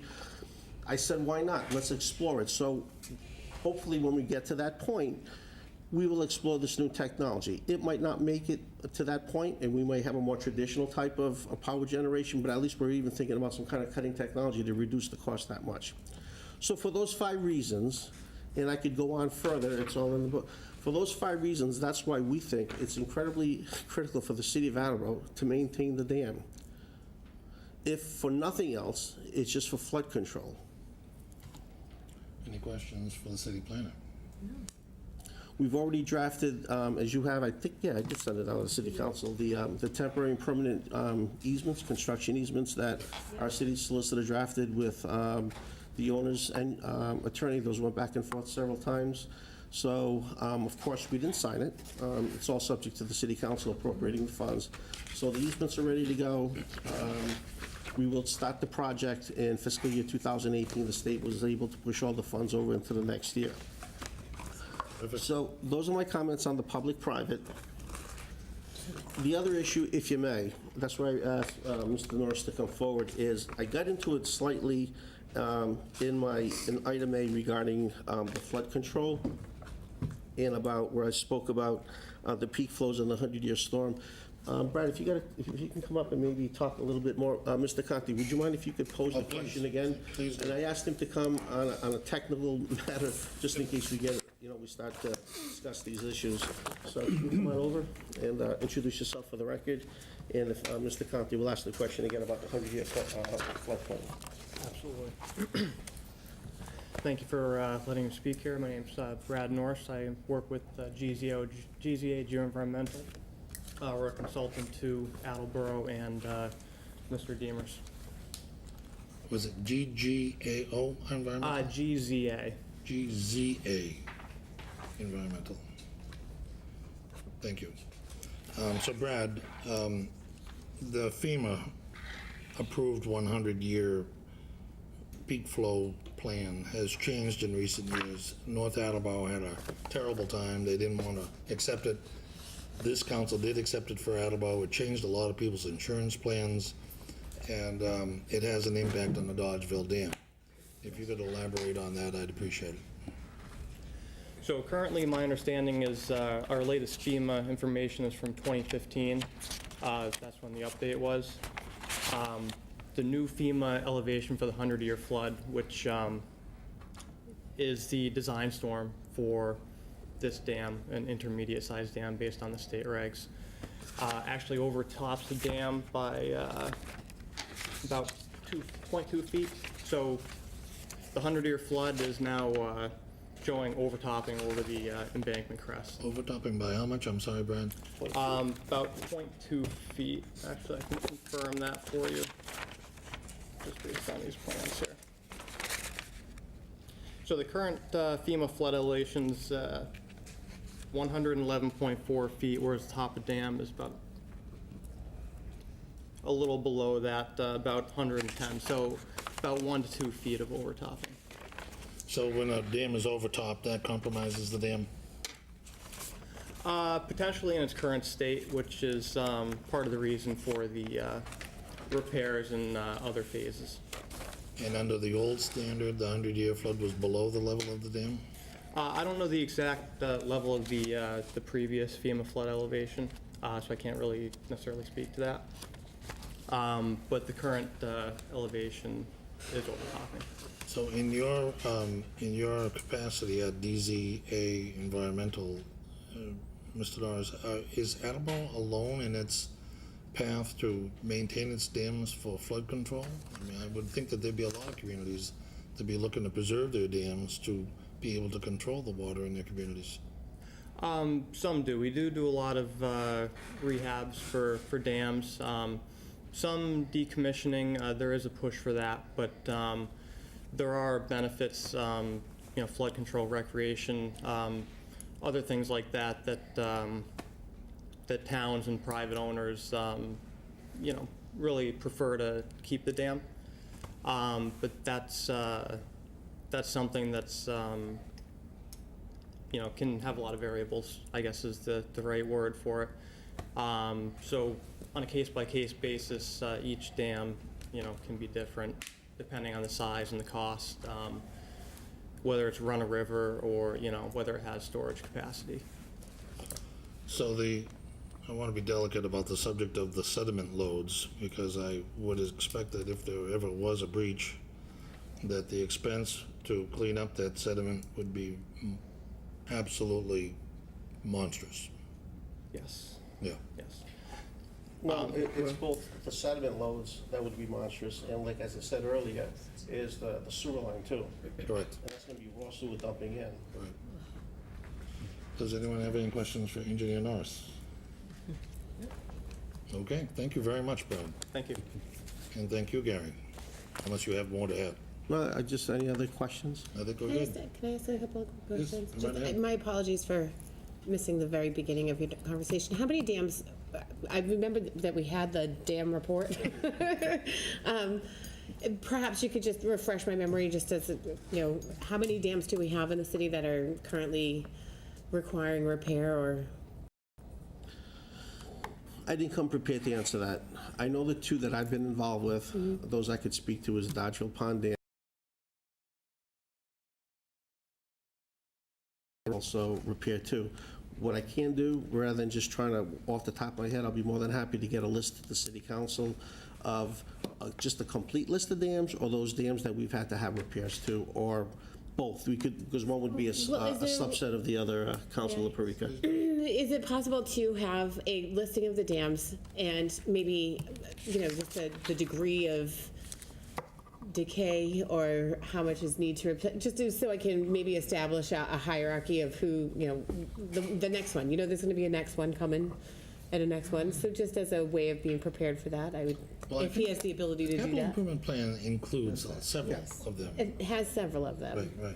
You I'm just like want to question whether. Well, I that's can only complete? imagine that since we've managed the capital improvements plan, that there is the potential that there could have been some significant damage over the winter, or maybe something has changed from one to the other. I would just like to have that information. Okay, yep, very good. I'll be happy to do that. Sure. Thank you. Councilor Cooper. Wouldn't that be contained in the dam report, not necessarily for this, but as Councilor Parika suggests, General just to knowledge. sort of compare that to other capital improvements plans? It's been a while since we've done that side Happy by to give it side. another look. Yep, Thanks, Rick. yep. Thank you, Gary. All right, thank you so much. You saved a lot of embarrassment during the full council meeting. I'm glad that you got this covered. All right. Thank you. So the motion is in order, Councilor Cooper. And Councilor Denley, since you're president and President Cook is not, I will add you to my committee. The motion is in order regarding the motion I read prior to Mr. Erasion's. Would you like me to read it again? No. Okay, motion's over. All in favor? Aye. Motion passes unanimously. From the docket of June 20th, 2017, I entertain a motion to approve the mayor's request to appropriate $62,500 from account 1000-35900 undesignated fund balance free cash, general government, to fund 2313 Dodgeville Pond Dam Rehab to cover the 25% local match requirement for the Commonwealth's Executive Office of Energy and Environmental Affairs Dam and Seawall Fund Program Grant. Second. Thank you, Councilor Denley. Motion's in order. Any discussion? Yes, Councilor Cooper. So, I would just like to point out that the motion that you read does not include an amount. It does. I just included the amount, $62,500. Oh, you did? Okay, I didn't hear that, I'm sorry. Thank you. That Perfect. is the city's contribution, 25% of the total, to match the $250,000 from the EOEEA. Perfect, thank you. Okay? Is there any other No, that questions? was, just wanted clarity Questions on in that. order, all in favor? Aye. Motion passes unanimously. From the docket of June 20th, 2017, I entertain a motion to approve the mayor's request to approve a temporary construction easement for rehabilitation and a permanent easement to maintain the Dodgeville Pond Dam situated on 453 South Main Street in Attleboro, Bristol County, Massachusetts. Second. Thank you, Councilor Denley. Are there any questions about the Councilor Cooper? Yes, thank you, Council. The grant of easement is very clear that it is temporary construction, but it also goes on to say that that there's a permanent easement for the continued maintenance of the dam. So are we sort of mixing your initial comments about private versus public? Did we sort of just make this now the public responsibility through the granting of this easement is my only question, and I don't need the answer tonight before I vote, but I would appreciate that answer either through Gary's office or through the city solicitor's office, because, and do we have that language today? If we do, then I better about it, but I just feel like where it clearly says the grantor hereby grants to the grantee a permanent easement for the continued maintenance of the dam, said easement to run with the land and be binding upon the grantor and its successors and assigns. So I just, I don't need it now to vote. I'm still going to vote in the affirmative, but I think we need that. Yes, and that's why I asked Mr. Rajan to come here tonight, because I knew that there were innuendos of this proposal that I did not fully comprehend. And if you're not prepared to answer this question this evening, it's perfectly acceptable to respond to Well, the it's much committee like the right. sewer easement we have there too, that we have a permanent easement on that. It's just because it lends to itself to have the public foothold on it. So once we've invested the city and the state funding in it, now we have a permanent easement on that property to make sure that the dam is intact. We could go onto it, we could inspect it, so it's no different than any other permanent easement we've received, just like I said, the easement we have that goes through the property right now with our sewer line. That's a permanent easement, construction easement. Does that answer your concerns? Sort of, Gary, if I could Okay, just... what was the question again? Maybe I didn't hear it. So, you're about 80% answered my question. So are we gonna there's no plan with this to sort of see, is there an easement that, we can walk up to the dam? Absolutely, there is. Wide enough so we can get there? There absolutely is. I actually got those today from the engineer. They were Okay. emailed today. Okay. Both Attorney Manugian and our city solicitor, Lauren Galvin, wanted that as well. I just happened to get those today. At the time I sent this package to the city council, I didn't have those. Absolutely, we do. Yep. There was a graphic that goes with that. Is that what you're asking for? Yes. Absolutely, yes. Now, my questions have been answered. Okay. Councilor I literally got it like around 2 o'clock this afternoon. Okay, so Mr. Ration, you'll submit that graphic to Be happy to. Ken so that he can I'd be circulate happy to. all council. You got it. Okay. Thank you, Councilor Cooper. Any other questions? Seeing none, motion's in order, all in favor? Aye. Motion passes. From the docket of June 20th, 2017, I entertain a motion in accordance with Section 1-12 of the revised ordinances of the City of Attleboro to approve the mayor's request to approve expending $7,783 donated by the Attleboro Youth Soccer to fund a portion of Phase 1 of the Tilda B. Stone Upper Soccer Field renovation project. This generous donation to the City of Attleboro. Second? Well, I'm not going to expound on how grateful I am for the Attleboro Youth Soccer after the discussion we had on Angel Park. But this private interest in public lands is very well appreciated. And I think it's a very strong bond, and I'm happy to see it happen. Does anyone else have any comments? Maybe personal involvement with the soccer? No? Very well. Thank you. Motion's in order. All in favor? Aye. Aye. Motion passes. Did you say? Aye. Yes, thank you. Good. Then it's unanimous. I entertain a motion to adjourn the Committee on Capital Improvement and City Development, seconded by Councilor Denley. And all in favor? Aye. Aye. Motion is approved, and we are adjourned at 8:35. Thank you for your rapt attention. Thanks, Gary.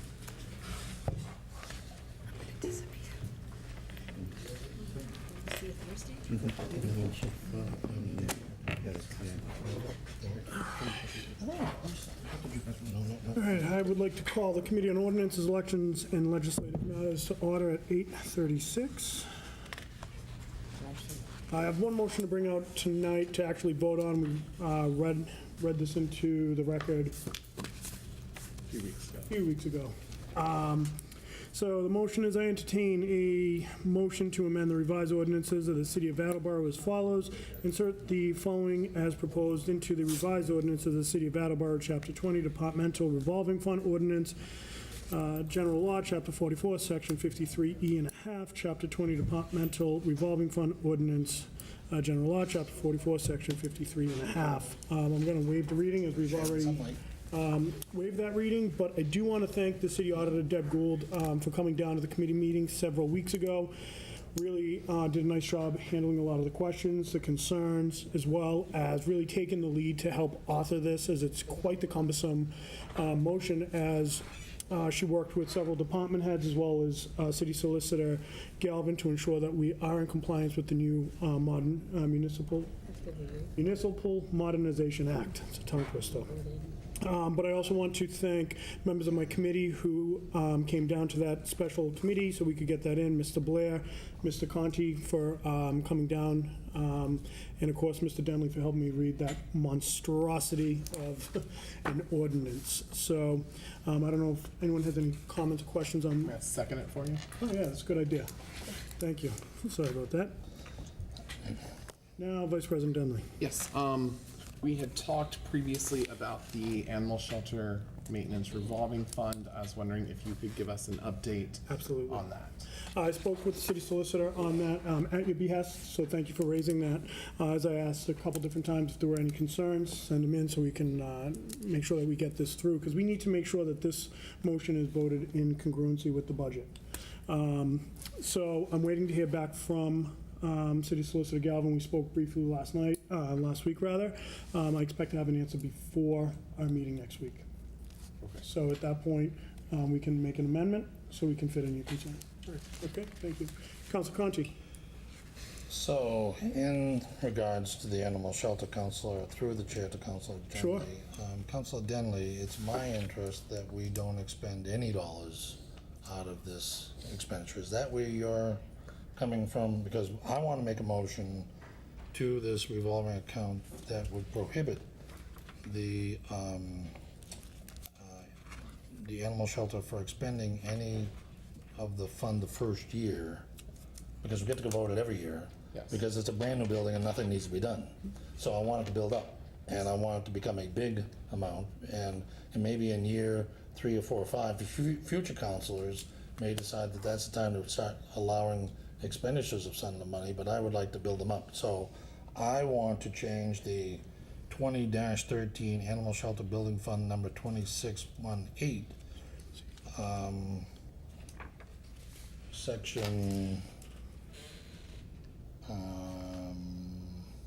guess it would be 20-13.4, that would prohibit the expenditure of the monies in fiscal year 18. You got that, Chairman? And I won't be here Thursday, and I could make that motion next Tuesday on the floor if you're bringing this out next Tuesday. The initial plan was to bring it in Thursday. And I won't be here Thursday. So, can we make that change in your committee? And I'll make this a formal motion. Sure. I wish to amend. Well, you're not in my committee, so you I'm can't not make the in formal your committee, motion. so I So I want to recognize Councilor Hegney, Vice President Denley. Before I do, I just said, I wish you had gotten this to me. I have a comment to that. Okay, and I'll get right to you. This way here, when I sent it to City Solicitor Galvin with Vice President Denley's concern, we could have incorporated them all. So let me see what I can do. Councilor Hegney? Thank you, as I'm on the committee too, so thank you so much. I appreciate that as Vice President Denley, so if there is any amendments, we'd have to make them, the three of us. Yep. And I did talk to Deb Gould, the auditor, you probably did too. She said if we just set it to 0, they can't. Yeah. They cannot spend any money, and I have no issues with that either. I don't want to step on the chair's toes. No. I had that's why I'm saying, I already asked this question, and basically if we just set it to 0, they can't spend any money. Right. Because to your point, Councilor Conti, is we do On set that capital. every year before July 1st. Vice President Denley. So, to Mr. Conti, I had two main concerns which deal with one another. First, the language says things, I don't have it right in front of me, but about like painting walls and like small little maintenance. I don't think that's the intention of the account. I think it's meant to be like a full-blown capital improvement of the building account. We promise people this building will be here for 50 years. So if a roof goes in 20 years, we have to have money to replace that. So that's where Mr. Delicio, on my bequest, asked the city solicitor if we could change some language in there. Kind of paired with that is what Ms. Hegney said, which is that I would also like to see it set at $0. Deb Gould did approve that to form and function. And what that would do is that means that we can keep accruing money, but we can expend $0. If at any point there is a large capital improvement that needs to happen, any city council can then amend that. So say we need a $200,000 roof and the fund has accrued $54,000. We can change that for that 1 year to be able to expend $54,000 or whatever the amount that has accrued is. We can then expend that on the capital improvement, and then the following year set it back to 0, start accruing money again until the next major thing that needs to happen. I give you my word that when this comes down on Thursday, I will make that amendment incongruent, so it's one amendment. But I think both things need to be taken care of, because I don't want to see, $200 taken from the account to paint a wall. I think that's something that the city could just fund on its own. So I think we need the language to say that it's for specific large capital improvements, and then along with that, I would hope that we would change the yearly expenditures to 0, knowing that we can then amend that at any time when needed. Does that answer your question? Excellent, Cool. thank you. Well, I would open it up to my committee to see if anyone would be wanting to make that amendment. I'm going to actually make an amendment. I'm gonna make an amendment. I'll let the language, but because that was my idea before he even opened his mouth, was to set it to 0. With all due respect, I'm going to make a motion to make that 0. I'll second that.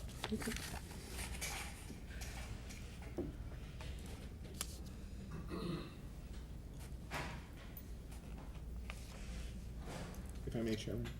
Of course. I still do intend to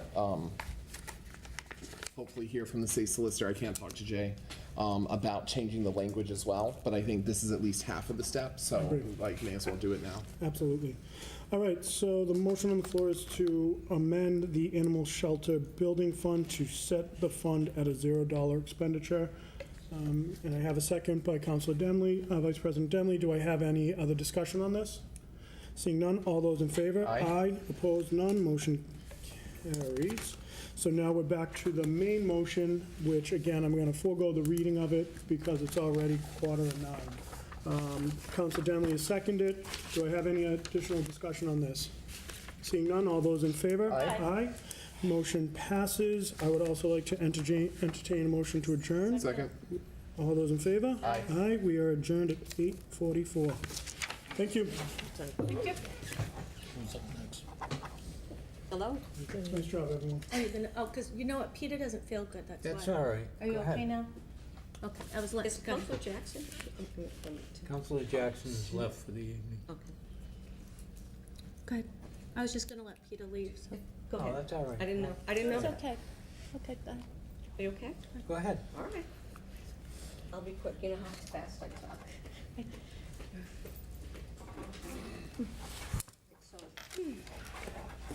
Vice President Denley, you'll have to ask the step forward on the council. Thank you. Absolutely. Okey dokey, thank you. So I'm going to call the Committee on Zoning and Land Use to order at 8:45. I have a few motions tonight, and I'll try to make them very, very quick. So the first motion is from the docket of June 20th, 2017. I entertain a motion to approve the mayor's request that the municipal council accept the land donation from Cumberland Farms, Inc. and the easement relocation that has been approved as to form by City Solicitor Laura Galvin. Cumberland Farms is constructing a new convenience store and retail gas facility at 220 Pleasant Street. And as part of the permitting process for this project, Cumberland Farms has proposed to donate a portion of the property to the city and to relocate an existing easement in order to widen the roadway for the proper lane width. Second. Second.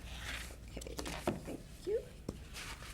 Okay, I remember a large discussion we had about this and the tanks. All I can remember is we talked excessively about the tanks and the safety of the tanks and so forth. So I'll open it up if anybody else has any questions.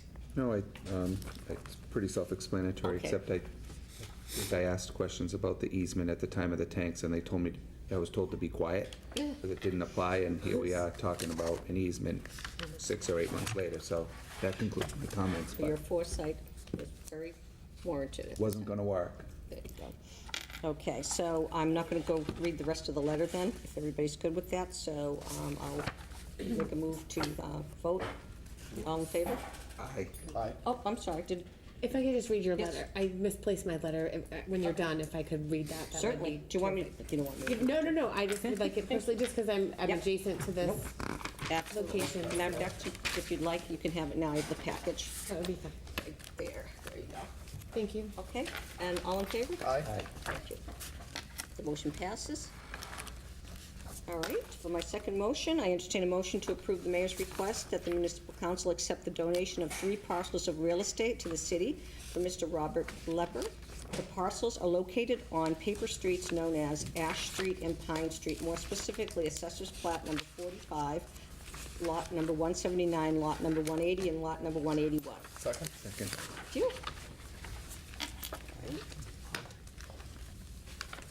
And I think we've also got a map of this. It's always nice when people want to donate land to the city. So do we have any questions about this? Yeah, Okay. I do, and I'm sorry, I'm trying to look for my, I found it, thank you. So it's, I'm sorry. that's all right.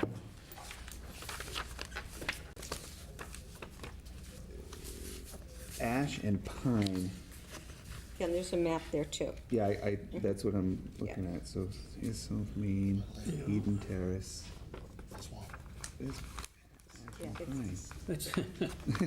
I'm born and brought up in that neighborhood. First of all, I never heard of Ash Street, but I definitely know where Pine Street is.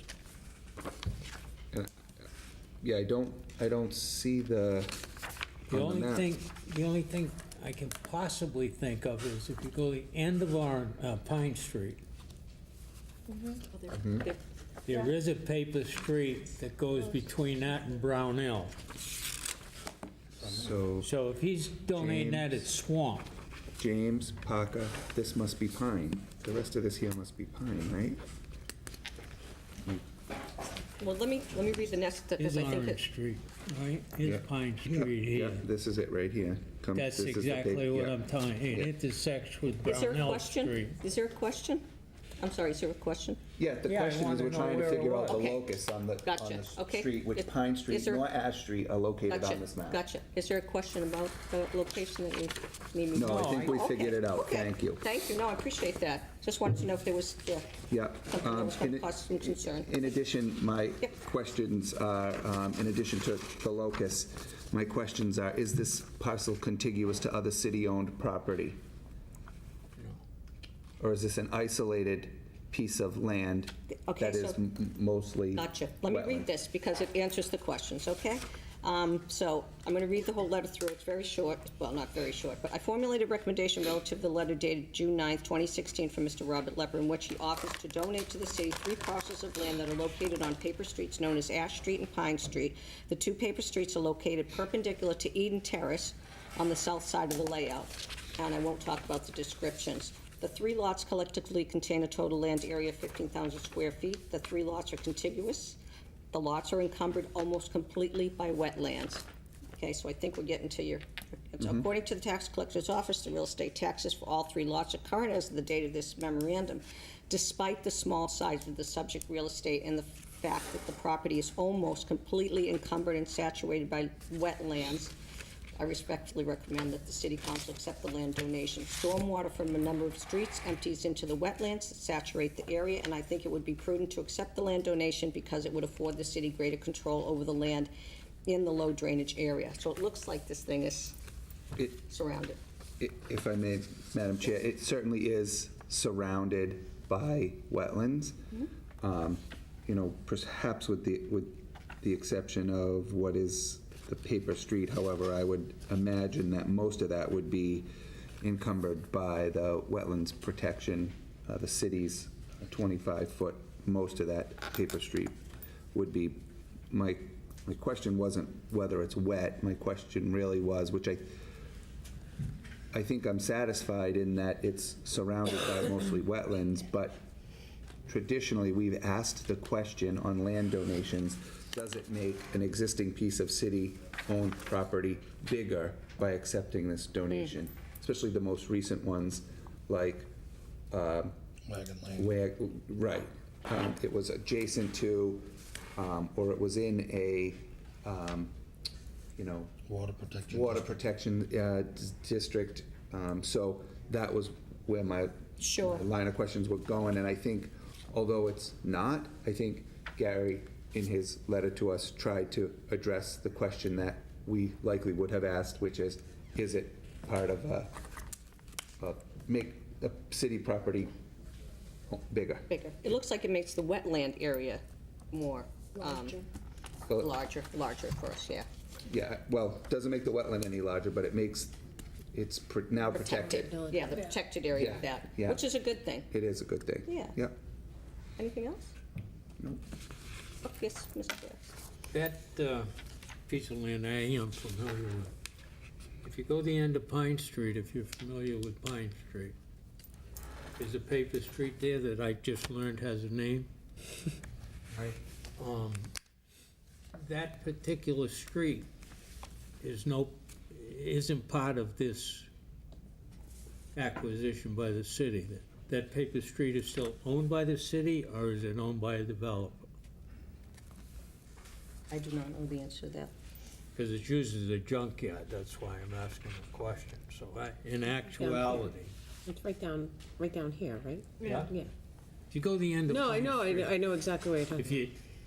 if you're worried about wetlands, you got a lot of hazardous waste that's sitting right next to the waste.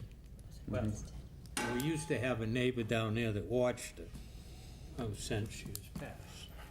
But I want to make sure that that particular problem is taken care of. If we're going to absorb land donated to the city, and you've got a hazardous waste problem abutting it, there's a shot, either you clean that up, or we don't accept it, don't accept the liability. You drive down the end of Pine Street, there's cars, there's trucks, there's boats, there's trailers on that piece of property there that evidently is Ash Street.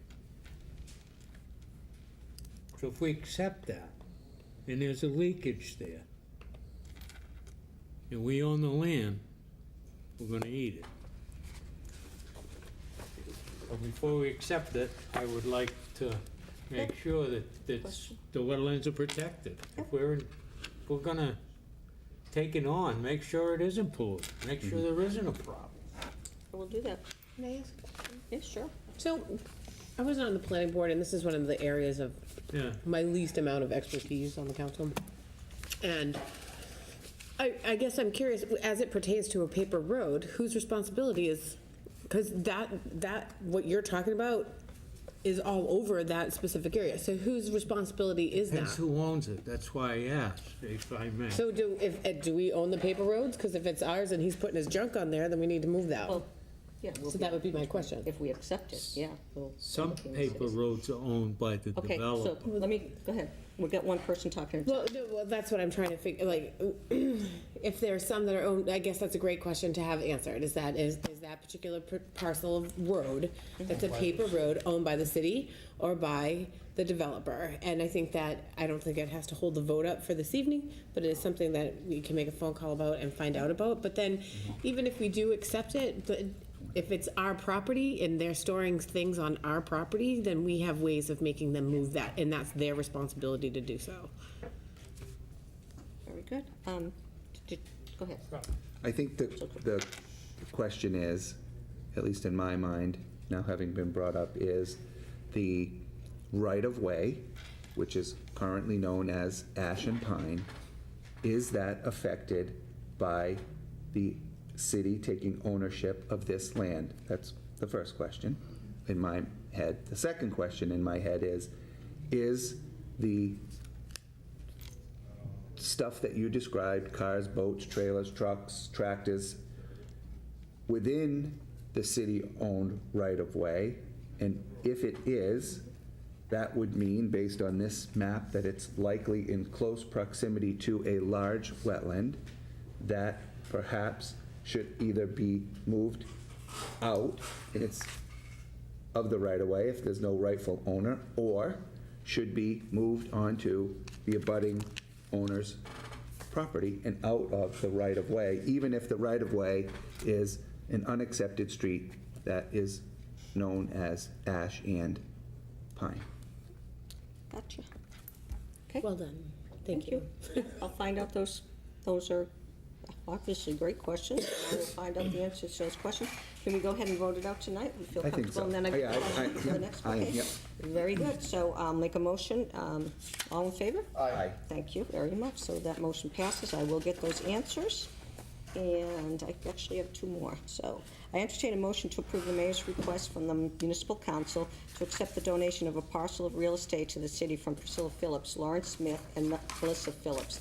The parcel is located at the end of Wagon Lane near Manchester Reservoir, more specifically at Assessor's Plat number 80, lot number 131. Second. Thank you very much. Okay, I am going to read this. I don't have any problems. Okay, so I'm going to read this. As requested, please find herewith my recommendation relative to the email dated November 26, 2016, from Ms. Priscilla Phillips of Sandwich, Mass., Ms. Lauren Smith of Great Falls, Virginia, Ms.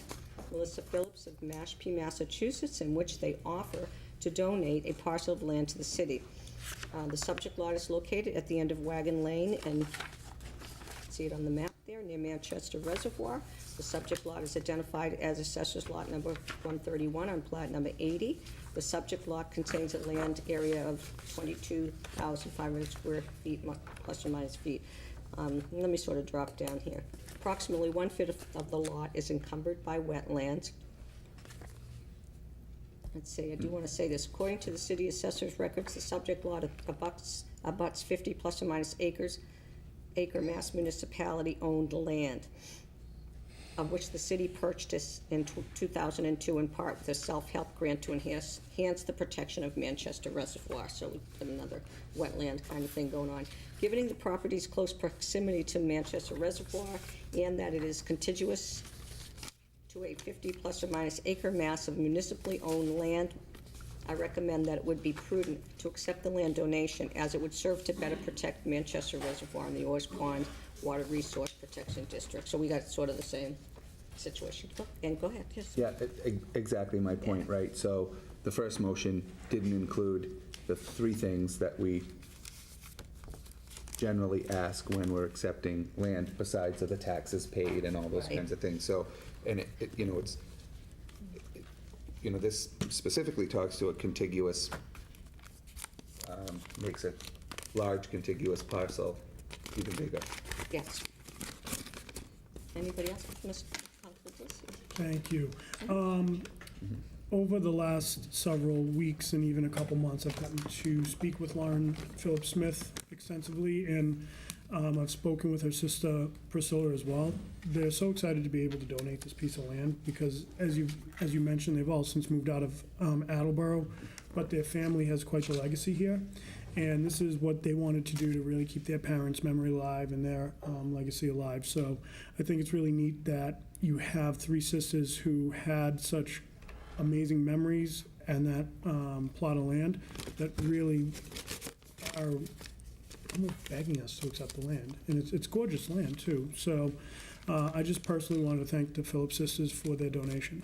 Thank you, and that's a good point. We thank everybody that, unless we get land that's may cause us problems, we do thank people that donate the land to the city, especially to help us improve our wetlands and protect our wetlands. Thank you so much. So, They're very, go ahead. they're very generous, because I believe that's a buildable lot. Very good. Anybody else? Nope. Okay, so we're going to take a vote. All in favor? Aye. Thank you. The motion passes, and I believe I've got one more. I just do want to mention that we do have a joint public hearing for the June 20th on the letter rezoning John W. Bredesen and Rosaline Bredesen regarding their property, and I actually have walked that property already, so I know a little bit about that. But I have one more motion. From the docket of May 2nd, 2017, I entertain a motion to approve the mayor's request that the municipal council accept 4 streets as listed below: Downing Drive, and I think I read these before: Stone Forest Lane, Fieldview Circle, Springdale Avenue. All of the streets have been reviewed and approved, and all the performance guarantees have been released by the planning board, subject to MGL Chapter 41, Subdivision Control Law, and its rules and regulations governing the subdivision of land as amended. Second. Okay, thank you so much. And we did have a public hearing on this, and it closed on June 6th. So thank you for the second. Is there any questions about this? Yeah, I think this is pretty cut and dry. Thank you. So we're going to go ahead and make a motion to, all in favor? Aye. Thank you. It passes unanimously. I don't think I have anything else except one thing. And if there's any golfers out there, tomorrow, it's called Tee Up for the Senior Center, 2nd Annual Golf Tournament, and that's at the Rehoboth Country Club, and that is tomorrow. So if you're a golfer, go on down to the Rehoboth Country Club and golf for the seniors. Okay, thank you. So I'd like to close the meeting at 9 p.m. Second. All in favor? Aye. Thank you. So we're closing at 9 PM. We'll call the meeting to close. Thank you. That's it, sorry. Cut anyone else off. No. You guys against us? Yep. And thank you, Peter. You were- Okay, I'd like to call budget and appropriations to order at 9:03 PM. I'm sorry, but I'm not Frank. You do the same thing, don't you? I do. Thank you. Let's see, from the docket, I will be reading through, before I go, I'll read through the budget on the next meeting when we vote it out on Thursday. From the docket of May 30th, 2017, I entertain a motion to approve the following fiscal year 2018 City of Attleboro General Government Annual Budget. For the 2018 recommended budget, we have $126,298,237.91. Second. Thank you. First of all, I would like to make an amendment for a reduction on the 11351,000 auditor on her account 52, purchases of services, for the amount of $9,500. Second.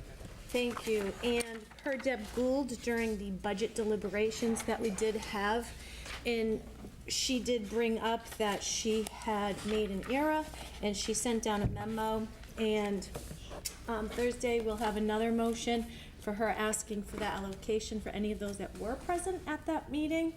You've already heard this. She did ask for it to be cut, and then we'll appropriate the monies back to after. Okay. So that was for her, per her, as communicated to her audible body on May 22nd, 2017, at a budget hearing. For the auditing accounting department, I incorrectly requested $67,500 in accounting audit services for the amount for the fiscal year. So that's what that is for the amendment. And did we have any other? I have more discussion to say, but and I'll entertain if anybody, even if you're not on the committee, you have an entertainment for a cut. I don't like the word cuts or reduction or in any way or anything. Please entertain it. There's other two committee members here too, and we don't speak for each other, so we're open as a committee, I'm sure, correct? Thank you. As Mr. Delisio was just open during his committee to have an amendment. So Deb Gould came down Thursday. It was a fantastic meeting. Thank you, Mr. Delisio, President Cook, and Mr. Blair for attending, and George Rhodes. And it was very productive. We had the chance to pick her brain on every line item, every request, every possible reduction, and the domino effect of those cuts. And I did ask her certain questions. For those in attendance, this will be reiteration, so I do appreciate you attending those meetings. For the legal fees, she did go and give us a spreadsheet, which I did ask to be put in your mailboxes, so everybody should have gotten the summary of legal expenses for fiscal year 15, 16, and 17. And I had asked her questions, what if we just cut all our legal services? And then I asked her about the different budgeted amounts. And then she said for the budgeted amount, she thought it was reasonable and on trend. And they're paid by the hour at a reduced municipal rate for that. And for potential liability, she's none that she was aware of at that time. Then she also checked the assessors. Legal expenses for the La Salette. She said it was actually reasonable that with all the press and everything else going on with that particular lawsuit that they had, it wasn't as expensive. It was actually reasonable. If anybody looked at the spreadsheet that I did give you, we've had for almost a week now. And let's see, we had the for professional liabilities. Yep. Councilor Hagney, are you entertaining questions now, or do you want them at the end, or how do you want I'm to? going through it, it, and then I'm just kind of giving a summarize. Okay. Summary of what I've said, and then I'm gonna, Okay. thank you. So let's see what else we have for the notes. I just wanted to make sure. And we had a discussion on the water, wastewater insurance policies, citywide insurance. Mr. Blair had asked questions about the insurance citywide versus the school, the water, the wastewater, how those policies for encumbrances. So we had some great questions and answers. And then also the health insurance, she just wanted to warn us, there will be more money allocated to the general government health insurance, as Owen had brought up during his committee meeting. Mr. Cooper? So I appreciate Deb's analysis of the legal fees. I did look at it. I think, though, one thing that, I think 15 to 16 is sort of on track and trend, but when you get to 17, we're down, just rough numbers, over $150,000 difference between 16 and 17, 30 and 80, 50, yeah, $150,000. So that seems like a big change. Doesn't feel like a trend to me, being 340, 380, then 229. I love saving $150,000 in the legal fee line item, but I don't know if in 18 we should anticipate it closer to 380 or 340 or the 229. It feels like it would be the latter rather than where we were this year. Okay.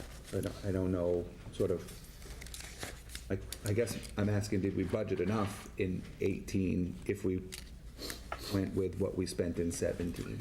And that, as I said, she was here Thursday to answer any questions, and I understand, no, and I okay, think thank you keep jabbing Yeah, that, thank but you. people have Just so, other things. okay, thank you. Just so for that, she was here to answer the questions, and for her, that's why I didn't want to have telephone misinformation anyway. So for her, she said it was not unreasonable, and if you want to entertain, obviously you're saying, do we have enough? We'll have to appropriate maybe more money, which, if we're not looking at a cut, that would be something the administration would have to bring down in a separate motion if we think that we might need more money. Okay, thank you. Mr. Blair? Didn't she say something wasn't anticipated or was cut back? Finberg Field, is that going to be a separate, it was for, Finberg Field. so she said we could have, but it seemed reasonable as the auditor, as she tracks and looks at everything. And I will say one thing, and I will say again on the record, it is a discrepancy for every previous budget chair but myself to have a financial advisor. I will say, even if Jay is a finance man, he's worked in finance forever too, having another person, and I can't talk to Jay because he's on my committee. So sometimes I just wanted to also state that too. So what I did is I utilized what I had, and it was a city auditor. No, I'm not, the only thing I was being critical of, Councilor Hegney, is the fact that you're jabbing who was here, and I've gone back and watched the videos. I think, any of us, as you've so eloquently said over the last 10 years, that we all have the right and the opportunity to ask when we want to, and the auditor is the one that I didn't have a chance to go back and watch the committee meeting, so And I do- if she answered that question. Okay, and thank you, and I do keep saying that other people do jobs in their own way, and I call them isms of the person. I'm just stating that because behind these closed doors, what I did last year was try to have it televised. It was a mockery, and I didn't lose control, as Councilor Conti said last year. I let that happen to show people the dysfunctionality sometimes. So this year, what I've been trying to do is really entertain everybody, but I can't make y'all happy. And as you said, no, not everybody can be here. I couldn't come one night. I had to teach. I teach at night. I couldn't, so Councilor Delicio actually sat through that. So I'm just saying thank you. A couple people already said you can't come Thursday, and that's fine, but anticipation, if we were here till 2 o'clock last year in the morning also, the president has decided Thursday to call a special meeting. And as I said, a lot of people are complaining and making comments.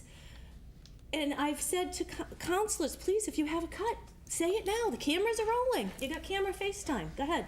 Cuts, go. I'm open. Anyone else? Okay, any other comments or questions? Okay. For that, all in favor? Aye. Aye, thank you, motion passes, and that is all I have for budget and appropriations, and call for a committee meeting adjournment at 9:13. Second. All in favor? Aye. Thank you, motion passes, we are adjourned. So I'll call the Committee on City Property and Claims to order right here, since sitting on the committee is Councilor Parika. And I don't have a third, therefore. He's coming back. You're fine. Yeah, Councilor Denley. So Councilor Denley, Councilor Conti, and Councilor Parika will be sitting on the City Property and Claims Committee this evening. From the docket of June 20th, 2017, I entertain a motion to approve the mayor's request to declare the following Attleboro public school items as surplus and available for disposition. There are 3 items: a Canon IR 3300, model number 113955520, MPH 47748, which is non-repairable. They're all non-repairable. The second is a Canon IR 3300, model number 11678179/MPH 47700. And the third non-repairable is a Canon IR 3030, model number 394KLMUF03122, which Second. thank you. Calls for a second, and second was given by Council Free. Non-repairable. Non-repairable. Ditto. Discussion? Nope. Seeing none, motion's in order, all in favor? Aye. Aye. Motion passes unanimously. That concludes the business of the City and Property and Claims Committee this evening. I'll entertain a motion to adjourn. Entertain a motion to adjourn. Oh, sorry. Thank you. I have the motion to adjourn, all in favor? Aye. I declare the City Property and Claims Committee adjourned at 9:15, a 2-minute meeting. Thank you and good night. Yeah, drop the mic. Call Committee on Personnel and Committee on Personnel and Human Services to order at 9:15. On this committee is Councilor Blair and Jackson, so Councilor, It's Jeremy. thank you. From the docket of June 20th, 2017, I entertain a motion to approve the mayor's request to appropriate $64,969.51 from account 1000-321100 General Fund Reserve for Encumbrances to account A 232-5010-511200 Teachers Sub-Professional Salary in prior fiscal year 2016 encumbrances remains unexpended for the school department. Second. Thank you. We did get a memo explaining this from Deb, that she has regular meetings with them being the school, specifically Mr. Furtado, and she did have fiscal 17, the 64,969.51 of prior 2016 encumbrances remained unexpended for the department. And after reviewing the activity in the general ledger and reconciling, I'm respectfully requesting that the request be forwarded to the council, requesting that amount be appropriated to teachers' sub-professional salary. Any other questions, comments, problems? Hearing none, all in favor? Aye. Thank you, motion passes. I entertain a motion to approve the mayor's request to approve the full food services management proposal of Whitson's School Nutrition of 3 years with 2 one-year options pending funding annually. Second. Thank you. This is something we have done last time, obviously, 5 years ago, because I think then it was a 3-1-1 for Whitson's, and they are the current vendor, and the contract was provided for your edification on all the things that they are going to do for the city, and I think that I haven't had any complaints about it, and so that concludes my comments. Yes, Councilor Parika? I'm fine, I've read the contract is fine. What's important here, of course, is whether the food's good. And I was fortunate enough, actually, to, Hallie was awarded, it was a recipient of award at a school committee meeting, which also coincided with that Whitson's and Sodexo coming in and putting out a big giant food buffet of all the different things. So the students in the city of Attleboro have many options regardless of whether you have allergies, whether you are a restrictive eater or anything like that. Good for them, they did a great job, so. So I think in the Cooper house, what I'll say is it's 50-50. Right? I have one that I frequently send checks in for because he's buying himself and others school lunch. And I have another one that I probably don't spend enough because he eats what he eats and that's that. So it's 50-50. But I think I have not, unlike previous years on this council, I haven't heard any complaints from the food service vendor regarding anything, any of their practices, whether they're outlined in this or not. I haven't heard anything, so I appreciate that feedback. But Similarly, I just received a $98 lunch bill for my son, who takes a lunch every day, so. Any other, yes, Councilor? Adding to the conversation, anyone who knows my boy knows he's the pickiest eater you'll ever meet in your life. He eats at lunch every day and enjoys it. Yeah. He's actually moved on to hamburgers. So for anyone who knows him, it's the chicken nuggets and fries. So That's big. attaboy, right. That's big. All right, any other questions, comments, problems? Hearing none, all in favor? Aye. Thank you, motion passes. I entertain a motion to approve the mayor's request to approve the full proposal of the facilities management contract from Sodexo of 3 years with 2 one-year options pending funding annually. Second. And again, we received a smaller contract for your edification on what they do in the school building and how much that costs us to clean our schools, but that's what this is. This contract is about. Any questions, comments, problems? Hearing none. All in favor? Aye. Aye, thank you. Motion passes. I entertain a motion in accordance with Chapter 1, Section 12 of the revised ordinance of the City of Attleboro to approve the expenditure of approximately $79,010 in fiscal year 18 formula grant funds by the Attleboro Council on Aging for expenditure during fiscal year 2018 and any future grant amendments. Second. Thank you. Again, we got a memo that we always get from Madeline McNeely explaining what the grant is used for. We've all seen this year over year, and it's great that we get this because such little dollars goes such a long way, and those comments apply for this and the next motion. Any other questions, comments, problems? Hearing none, all in favor? Aye. Motion passes.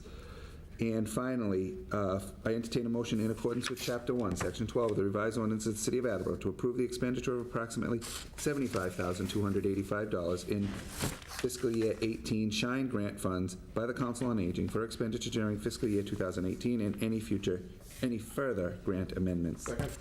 Thank you, Councilor Denley. Again, this is something we do in the Shine program. This grant provides salaries for the regional Shine director, outreach, and clerical staff. And it's a great program, having to have used it personally for a family member. I relied on the Shine person quite a bit to help through a process. So I appreciate the value that provides to our community. And I would consider myself somewhat experienced in that insurance world, since that's what I do every day, especially for elders, and I had a hard time figuring out what I was trying to figure out. So they were very helpful. So thank you. Any other questions, comments, problems? Hearing none, all in favor? Aye. Aye, thank you. Motion passes. That concludes the business for the Committee on Personnel and Human Services. Would call for an adjournment at 9:22. Just say 7. I wish it was. All in favor? Aye, thank you. Motion passes. We are adjourned at 9:22. Reporting for the Committee on Public Safety and Emergency Management. I have 2 motions this evening. In the docket of June 20th, 2017, I entertain a motion in accordance with Chapter 1, Section 12, the revised ordinance of the City of Attleboro to approve the mayor's request to expend approximately $93,651 in public safety answering point support. and incentive grant funds by the Attleboro Police Department as specified within the parameters of the grant and any further grant amendments. No match is required by the city. Second. Just my normal comment, we've got a grant writer in that police department. The two of them are fantastic. Amazing. Any questions or comments? Hearing none, all those in favor? Aye. Aye, motion passes. Second, from the docket of June 20th, 2017, I entertain a motion to approve the mayor's request to transfer $14,582.07 from account 1124100-578360, citywide reserve compensation 53rd week, and transfer $1,825.50 from account 1124100-578300, citywide reserve fund for transfer to account 1220100-515075. By earned time payment, for earned time payment due to an unexpected retirement in FY 2017. Second. Layman's terms, we're paying them his sick time, vacation time, and whatnot. It's by contract title to them when they retire, and from this, it says unexpected retirement. So I think it's pretty self-explanatory. Any other comments, questions? Hearing none, all those in favor? Aye. Aye. Motion passes. Move to adjourn. Second. We are adjourned. Oh, Public Works is coming. Okay. All right. Tonight. Good.